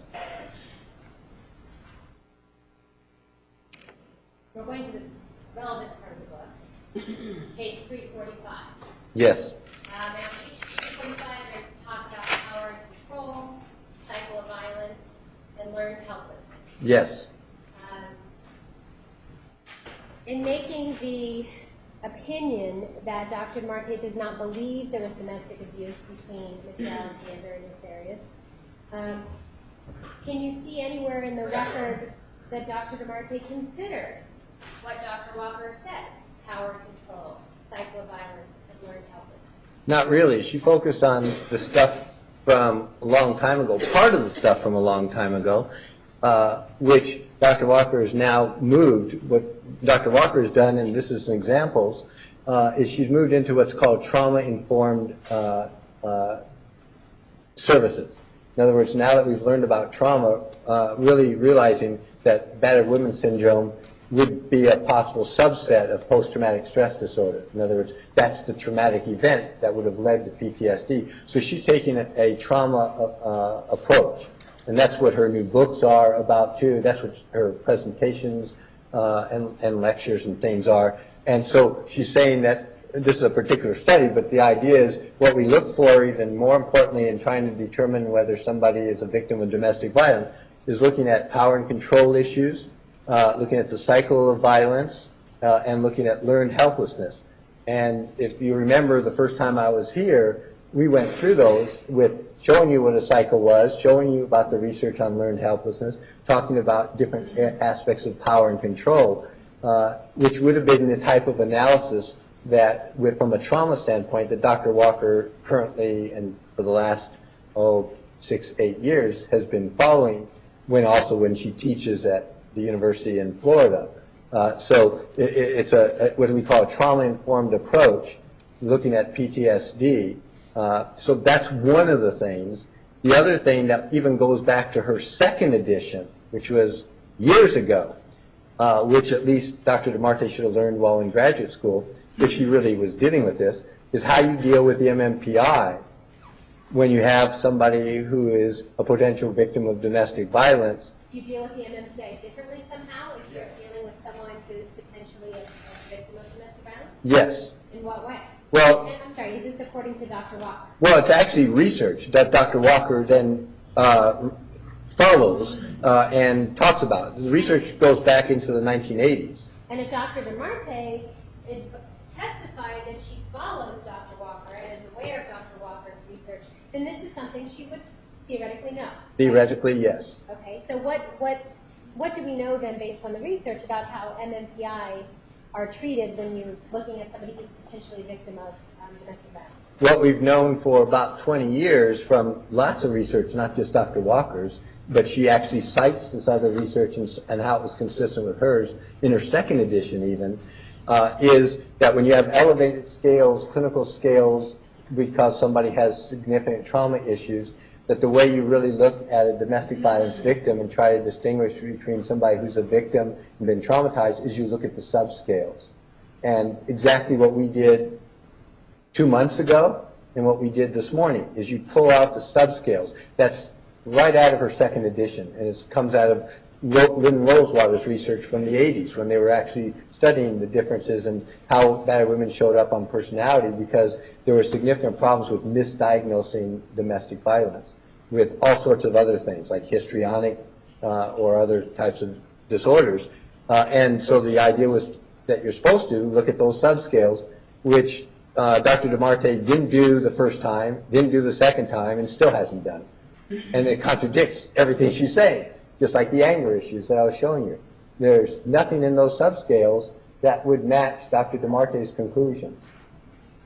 You talk about using the words likelihood or more likely than not.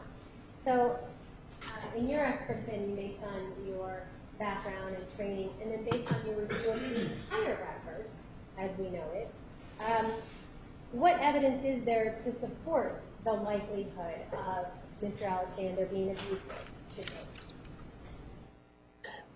First, we have text. Objection to the approach.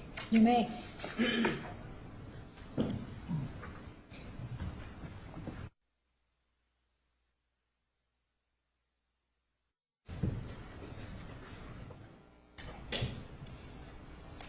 Let me word that just slightly differently, okay? So when you're talking about the likelihood of whether or not this relationship was abusive, okay? So Yes. let's talk about the relationship itself. That's fine. Do you see any evidence to support the likelihood of the relationship being abusive? Yes. What do you see? First, you look at the text messages, emails, G-chats, the things that we spent quite a bit of time when I was here before, to spot anything that was said directly by him to her. So that means if you go back to that power and control wheel, there's different ways of expressing power. One was verbal. So we look, is there any verbal abuse, name calling, putting the person down, and you see a pattern of behavior. So that's one. So yes, when we looked at the text and we went through them with you, you could see, patterns of name calling, putting down, joking or not, quote unquote, in the records. Well, that's one piece of the puzzle. Dr. Decker, I'm showing you Exhibit 778. Oh, yes. You were talking about the power and control wheel? Yes. Okay. So we're looking at verbal abuse, which could fall into either threats or emotional abuse, calling the person names, making them think they're crazy. In fact, you just saw the quote where she's talking to Reagan saying, yeah, the lady's crazy. So even though that wasn't to her, it was still portraying, the situation.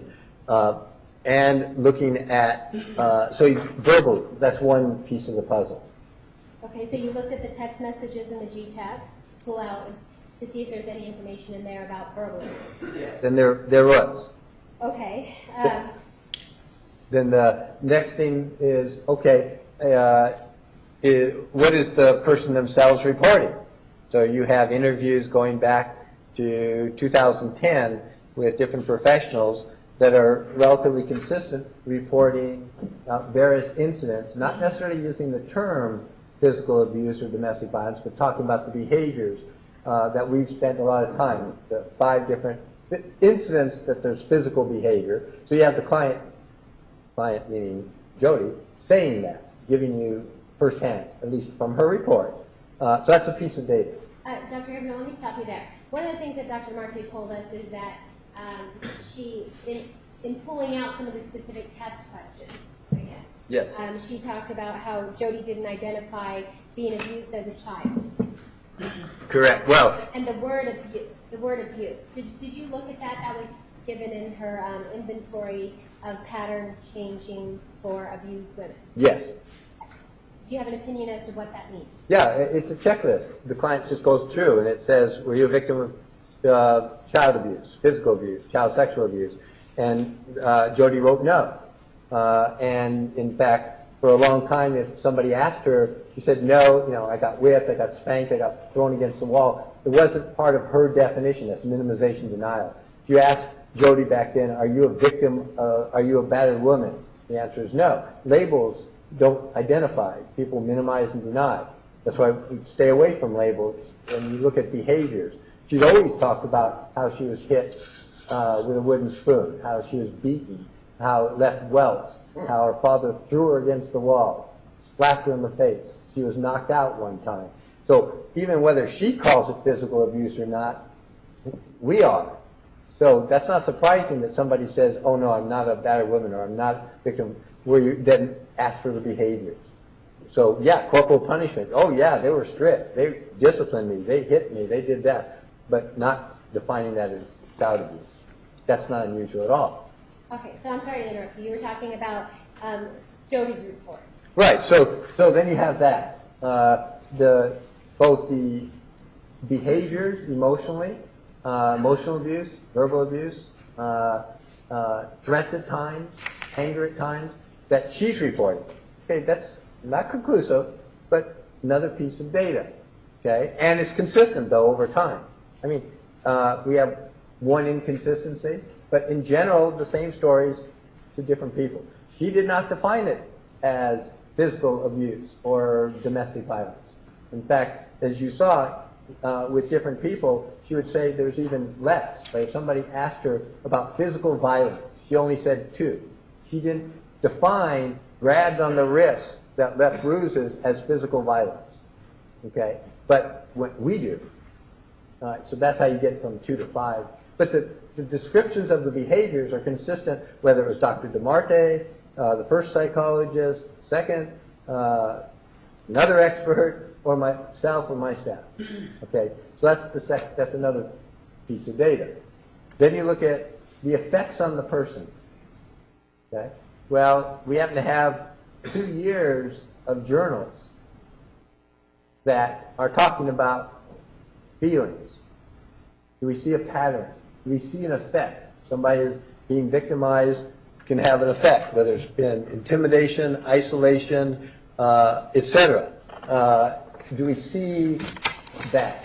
Well, we spent 2 or 3 days on those journals back in, I think, December when I was here, going over, you could see the changes over time. You know, from a person who's pretty happy and stable to somebody who doesn't think it's worth living anymore, to somebody who is basically feeling worthless, who says, I'm an empty shell. And you see that pattern over time. Well, that's consistent with somebody who's being traumatized and being put down and being in an abusive relationship, because having an effect. Then we look at collateral sources. Okay? People who knew her then and now who said, she's not the same person anymore. We just saw a couple of witnesses who said, she spaces out. She's flat. She's not that same person I knew before the relationship with Mr. Alexander. Then you have ex-boyfriends who have known her this whole time, who said, this isn't the same person. So you have now somebody outside giving you information. You have family members who are giving you information. So these all are pieces of the puzzle. All are data points. And then we spent a lot of time talking about the testing.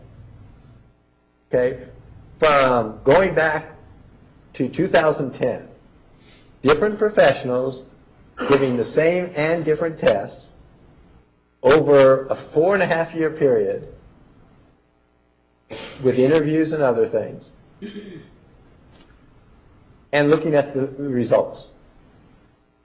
And literally, is somebody faking it? That's a legitimate question to ask. Because we talked before about secondary gains. Well, somebody who's in court, you know, with life versus death, they obviously have secondary gains. They have a reason to make up things to get something, just like some of the other people we talked about. So a reasonable thing is she lying? Is she portraying herself as a victim? Is she making this up?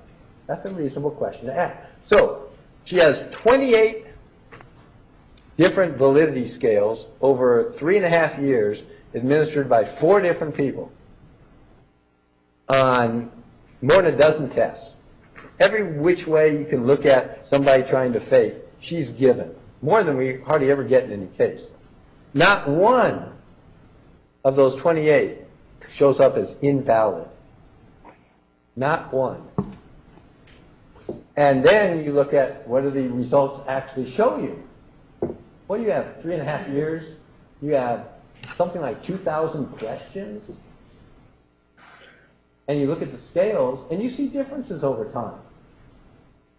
And you see trauma doesn't disappear from the beginning.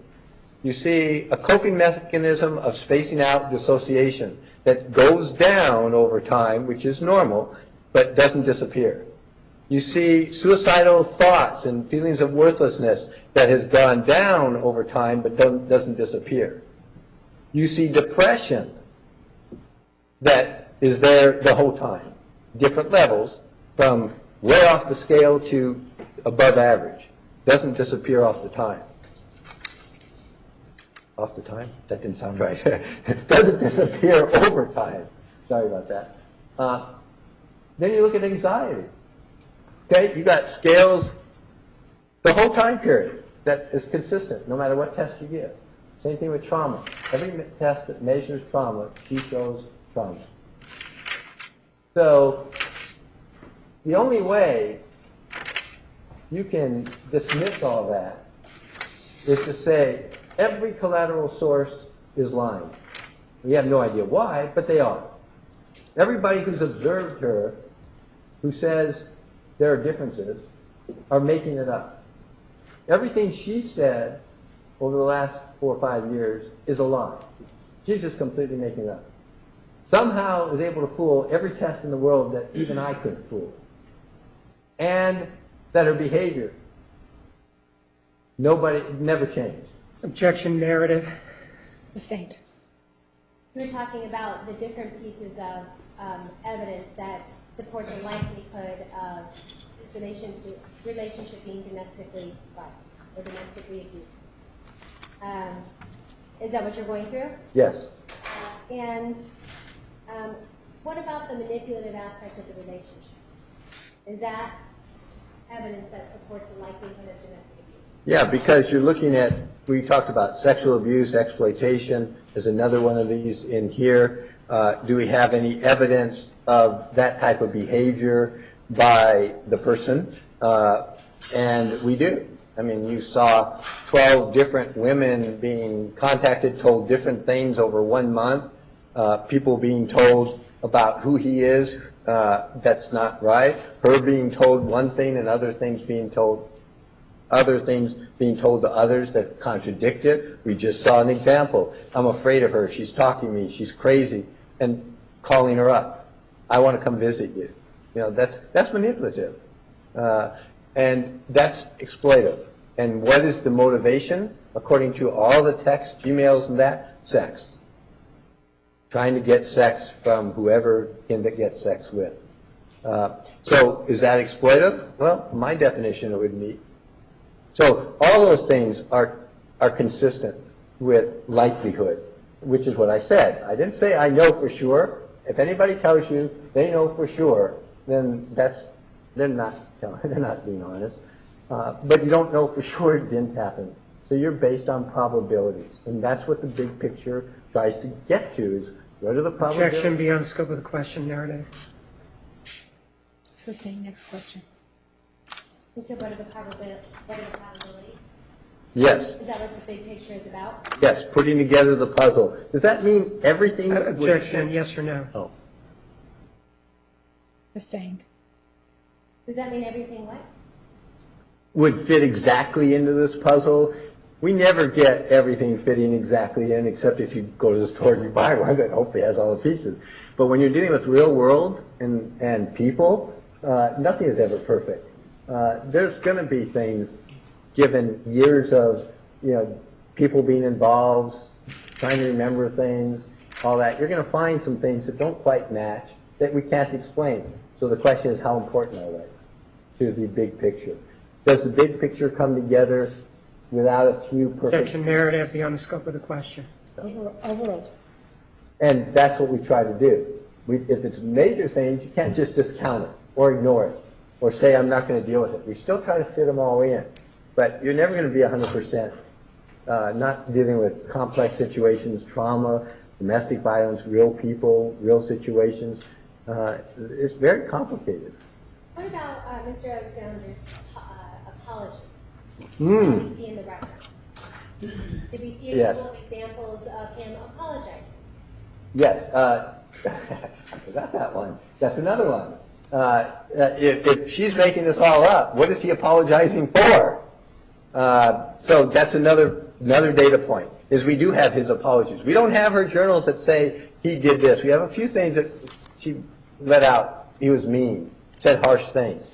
But we see his apologies and different things and her commenting on that.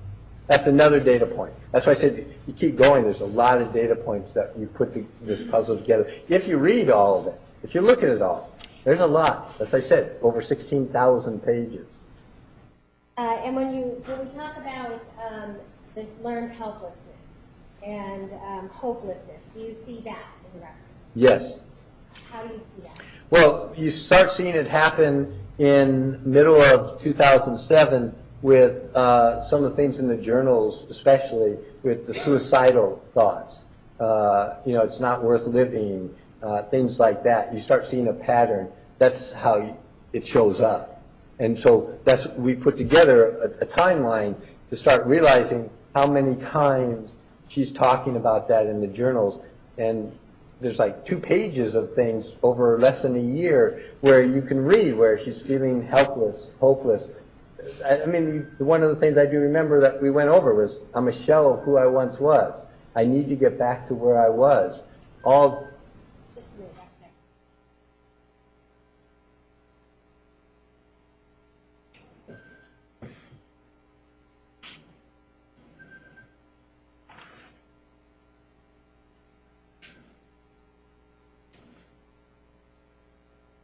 These computers got a little better. May proceed. Thank you. So her suicidal comments.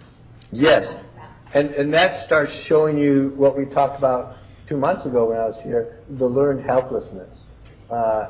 Seeing how just deteriorating over time, watching it right in her journals, until she actually moves away and you start seeing it, you start seeing glimmers of getting back, looking forward to things, meeting other people, and starting to pull away and trying to get back to that old self.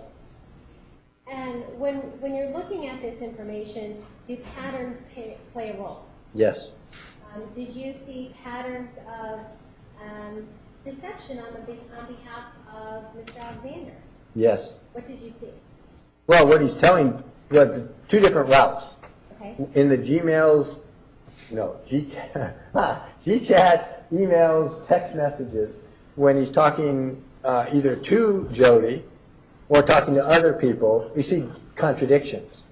Telling them, oh, Jodi's, sneaks into my house. Meanwhile, talking to Jodi about, I don't know who came into my house or who did this or that, and she's trying to help. So you see that's telling one person something is deceptive.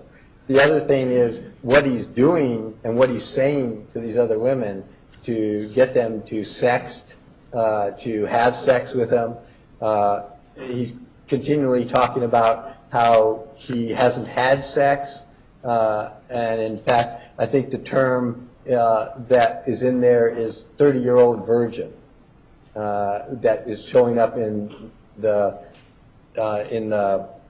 text, etc., in May of 2008. But we know he had a long-term sexual relationship with Deanna Reed that nobody knew about or talked about. We knew he had sex with other women. We had sex with Jodi since 2006. Anal, oral, vaginal. So he's had sex with quite a few people that we know about. We don't even know about the ones we don't know about. And Dr. Geffner, Dr. DeMarte testified about how the fact that Mr. Alexander didn't share his sex life with his friends in the public and people he worked with, that's normal.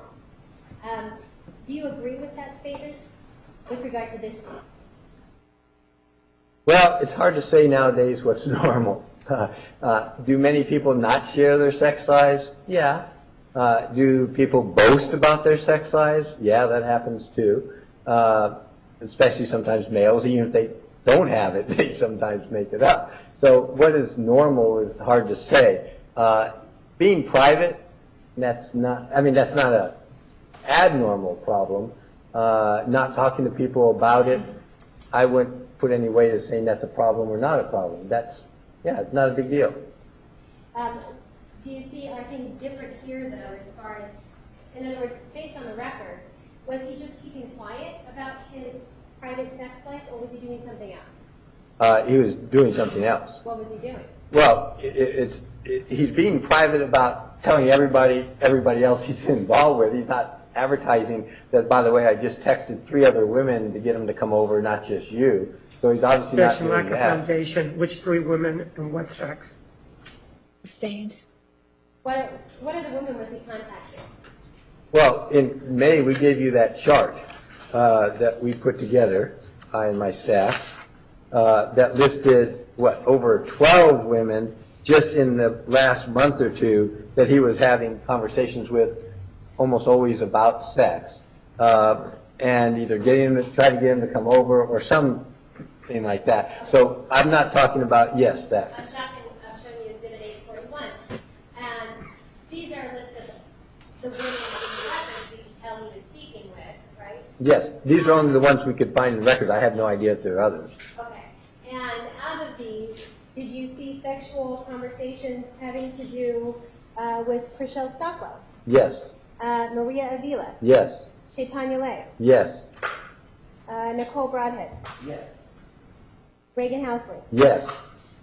So, There's another one we left off, I just realized. oh, who else? Hallie, I forgot her last Haley name. Club. Yeah, and Elise. Where's Oh. Elise? And Elise Lee. Yes, And did we actually see text messages last time you were here between Mr. Alexander and Haley Club? yes, And did we see where they were discussing sexual issues? yes, And did we see text messages between Mr. Alexander and Elise Lee where they were discussing sex? yes, And so when you talk about the fact that he was not telling one woman he's having sexual conversations with 3 others, are any of these ones the ones you're referring to? yes, Okay. All right. So you were saying that that's more than just being secretive. yeah, yeah, and he's not being secretive about sex. I mean, these conversations, as you saw, are all about sex. He's just not telling them about the other people who are being contacted or involved or coming over or whatever. But some of them are very explicit. Like the one with Chaitanya was, my head between your legs. That's not vague. And so you have all this going on. So that's what we call manipulative. That's what we call deceptive. I mean, he's telling them, I've never had sex, basically. You're going to be the one. That's deceptive. That's not just being private. Okay. And when you talk about deceptive, not only is he contacting these different women and not telling the other women that he's doing it, is he also, to his close friends, is he promoting himself as a 30-year-old virgin? Yes. And is he telling people, besides these women, is he telling people that he's never had sex? Yes. And did we see, when you were here last time, did we see comments about him being a 30-year-old virgin or a virgin? Yes. To Chaitanya, Yes. to Elise Lee, Yes. to Reagan Housley, Yes. to Taylor Clough. Yes. And are you aware that even his own family believed that he was a 30-year-old virgin? Yes. Have you seen video where his own brother, in an interview with 48 Hours, is telling the interviewer that Mr. Alexander was a 30-year-old virgin and proud of it? Yes. And so, based on this information, is it clear that there were a lot of things that people close to him didn't even know these things? Yes. And how does that then, when we talk about a manipulative relationship, how does that affect Jodi? Well,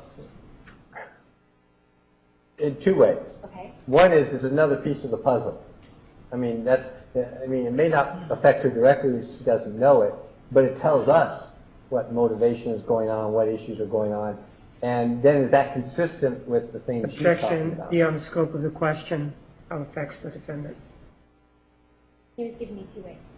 All right, overruled. You may continue. So just looking at the relationship from outside, it tells us, is that type of relationship consistent with the power and control, manipulation, and things we talked about. Now, then the second part is dealing with her. Well, the argument is, well, she didn't necessarily know it. Well, she did know some of it. I mean, she knew about the other women. That's part of the reason she said she left.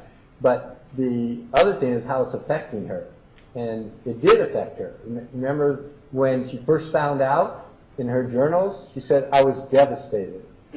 And then you see at that point forward is when these things are happening. The suicidal thoughts start around June, when and you see the other changes in personality occurring. So even though she may not know he's doing all these things, what he is doing, that she is experiencing, is having an effect on her that we could see in her journals. And it shows up later on in the testing. And since you testified, well, are you aware that there was pornography or evidence of visitation to pornography found on Mr. Alexander's computer? Yes. And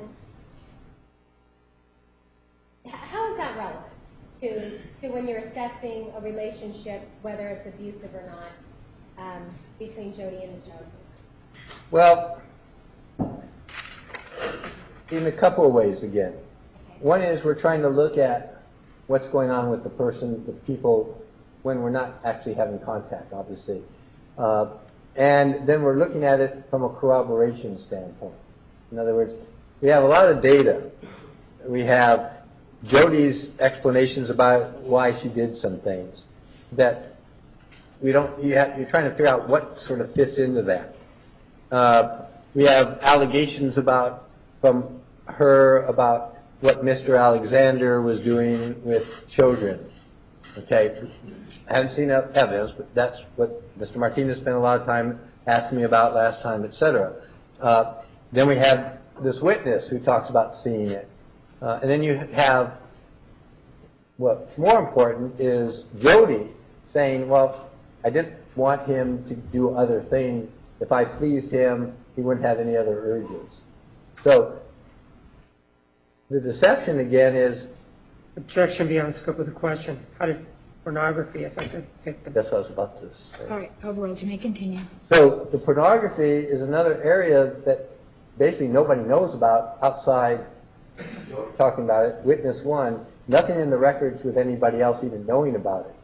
So it's, well, she's lying about that.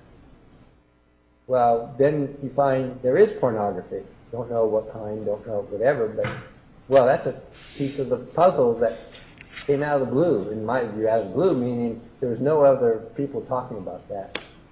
And so there was obviously an issue there.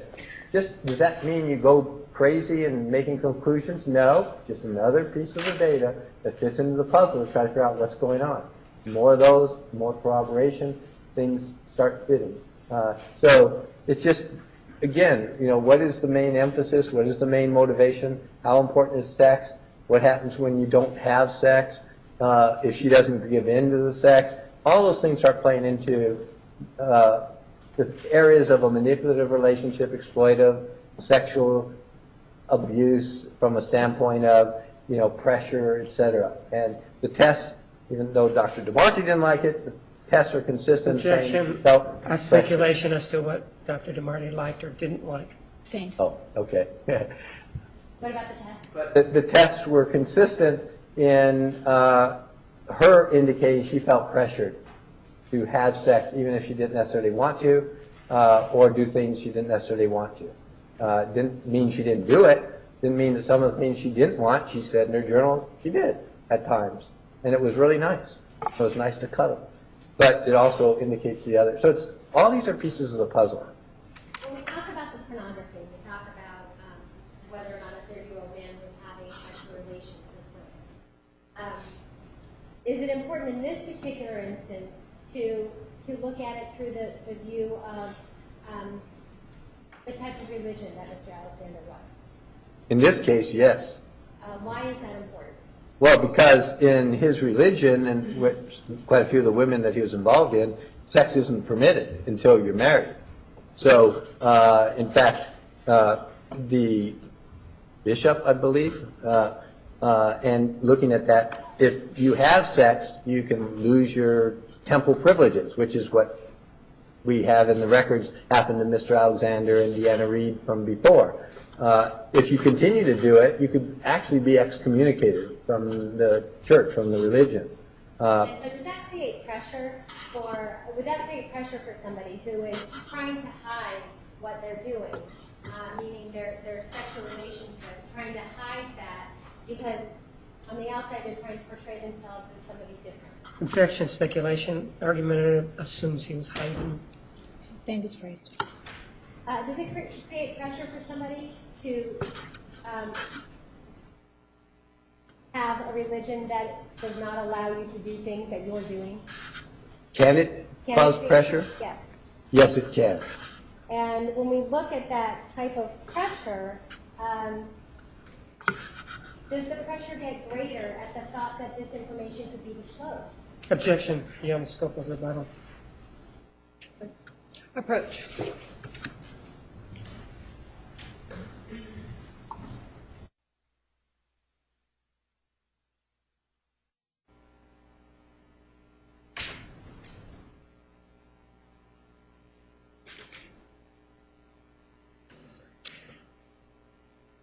Dr. Guthrie, you talked about the research with regard to domestic violence and then the years of research that's been done. Yes. In that research, is there any information about what happens to people who are under greater pressure? Depends on if you're talking about the alleged perpetrator or alleged victim. Alleged perpetrator. Yes. What does that research tell us? The more pressure the person is under from various sources, or especially when a relationship is either breaking up, about to break up, or has broken up, the more dangerous the situation is. The more dangerous the situation is for the victim. Correct, because the more likely it is you're going to get a more extreme behavior of violence or abuse. Okay. And when we talk about pressure, it could be different types of pressure, right? Yes. So could it be pressure related to finances? Yes. Could it be pressure related to your job? Yes.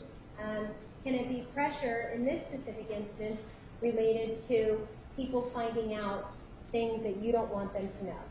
It can be. And in this particular instance, we've talked about how Mr. Alexander's close friends and family didn't know that he was having these sexual relationships, right? Correct.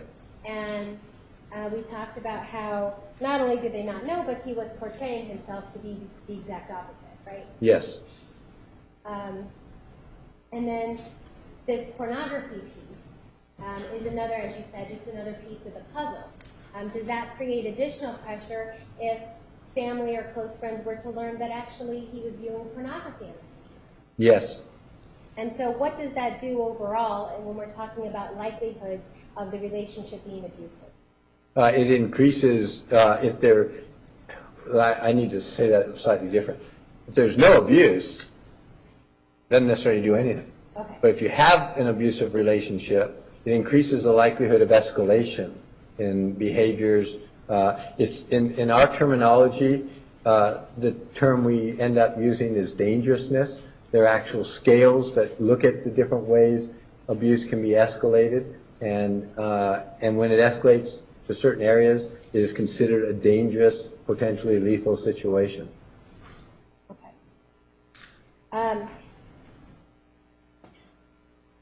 Did we go over all the evidence that supports the likelihood of this being an abusive relationship? I believe so. Unless I forgot something, but I think so. Okay. And that's taking in whole all of these records. Is that right? Yes. Some of the things Dr. DeMarte was testifying is the jury had some questions for her. And one of the questions was whether or not knowledge of a sexual assault is damaging as a memory if the person doesn't know about it. In other words, if the person doesn't remember it, can it still be damaging? Yes.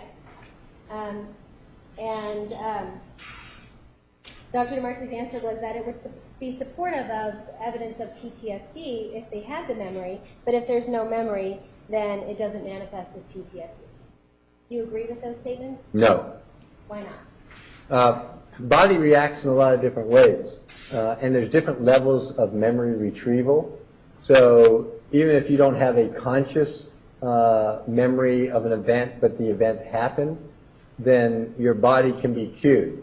So that means you can have fears, you can wake up in night sweats, you can hear a song on the radio that reminds your body. Action and proper rebuttal. That's what Dr. DeMarte testified about. That's what she said.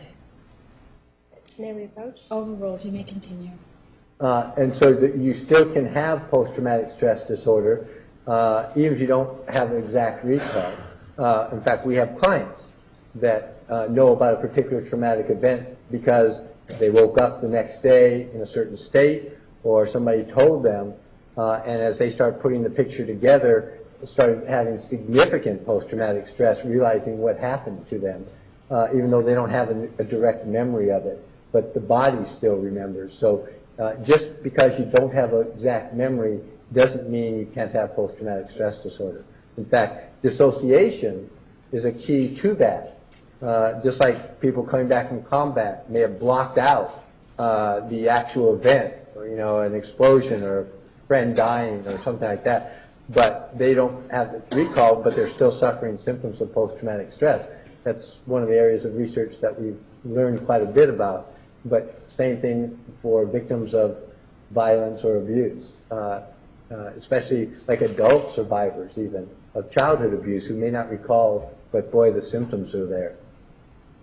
All right, and another question that she was asked by the jury is, how many tests are available to diagnose borderline personality disorder and PTSD? And her answer was some are more popular than others because of research. The question then was, how many did you administer? And she gave us the answer of the RAT, the MMPI, the TSI, and the WAIS. Do you have an opinion about these particular tests? Yes. And what is that? 2 of them are appropriate, 2 are not for the questions or the answer to that question.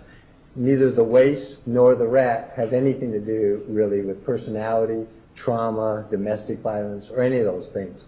The WAIS is an intellectual functioning test that you would look at if somebody perhaps has a learning disability or brain impairment or something like that, or you suspect some type of disability. The RAT is an achievement test. It tells you what level you can read, your math, and other things like that. So if you're doing an intellectual assessment then, or neuropsychological to look at brain functioning, those would be relevant. If we're looking at trauma, personality, domestic violence, there is no reason. I mean, you will know within 5 minutes of talking to the person whether they're basically verbal and articulate. You will know if you have them read the first 2 questions on a test and explain to you that they have a sufficient reading level to comprehend what's going on. You don't need 2 to 3 hours of tests to tell you that, because those have nothing to do with the referral questions. And based on the test, and did you choose the testing that you gave? Did you choose those tests for a particular reason? Yes, well, for 2 reasons. Okay, what were those reasons? One is that nobody had given those before. So we chose a whole battery of tests looking at all the referral questions that nobody had done before. So the TSI 2, because they'd only done TSI 1. The DAPS nobody had done. Personality Assessment Inventory is another personality test, so we could compare it to the MMPI. Conflict Tactics Scale to look specifically at domestic violence. We gave her some projective tests that nobody had done, some sentence completion. We gave her a whole variety, so nobody had done any of those. But they, as you saw repeatedly now, we looked at the scales that overlap so that we could compare both to what had already been done and also get current functioning. Because, again, nobody had evaluated her since 2011. So we wanted to also get current functioning as well. So the 2 reasons were to get current functioning, to deal with the referral questions, and to give tests that nobody else had done. Again, if you're talking about trying to fake it, then this is a whole new battery of tests. She wouldn't have even known what tests we were going to give. And another question that the jury asked was, without having training with regard to the test on the DAPS, what foundation does Dr. DeMarte have to be able to testify about what you did with it? And part of Dr. DeMarte's answer was that she had read the DAPS manual several times and that your mistakes on the DAPS were very clear. Do you agree with that statement? Well, there's several parts of that statement. No, I would disagree with all of them. Okay. What do you disagree with? Well, first, as you saw and we even read, in order to administer these tests, you do have to be trained. That's what the manufacturer says. And they have levels of training. You can't just pick up one because you have a license. In other words, there are tests in neuropsychology, there are tests in trauma, there are tests on abuse. She's right in that there's lots of different tests. But you have to be trained. somewhere. So that was the first thing. The second is, she said, according to what you just read, she read the manual several times. You can't read the manual several times and know the test and not realize there are validity scales, or that the way it's administered was different, dealing with what we explained. You don't take questions out, items out. I mean, if you knew that and read it, you would know how it's used and what it's used for. You wouldn't compare it to the PDS, which I also noted that she stated, because they're completely different tests and different scales. PDS doesn't have scales. PDS, and I didn't rely on it, but PDS is one instrument, no validity, just to do straightforward, do you meet the criteria. DAPS does that, but it has 12 scales, breaking up trauma in all sorts of different ways, with lots more research behind it. So that's just incorrect. Basically, reading through the DAPS manual several times, you don't agree that that's enough to be able to critique someone else's administration of it? You might be able Question to... asked and answered, yes, no. Sustained. Is it possible to do that in some other tests? Objection asked and answered. Some other tests. Overruled. Is it, say it one more time? Is it possible to read manuals in other tests and be able to critique somebody else's administration? If you're only Objection reading... beyond the scope of rebuttal. Approach.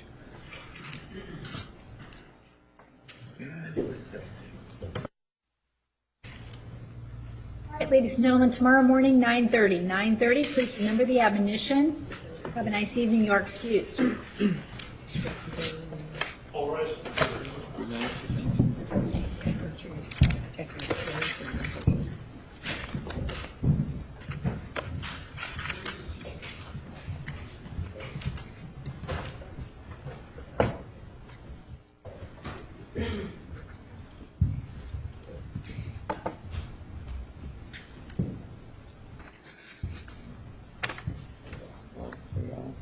Sure.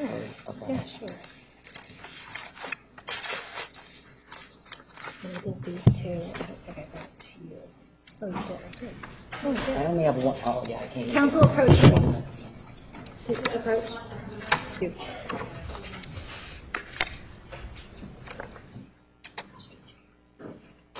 Schedule? And I gotta give this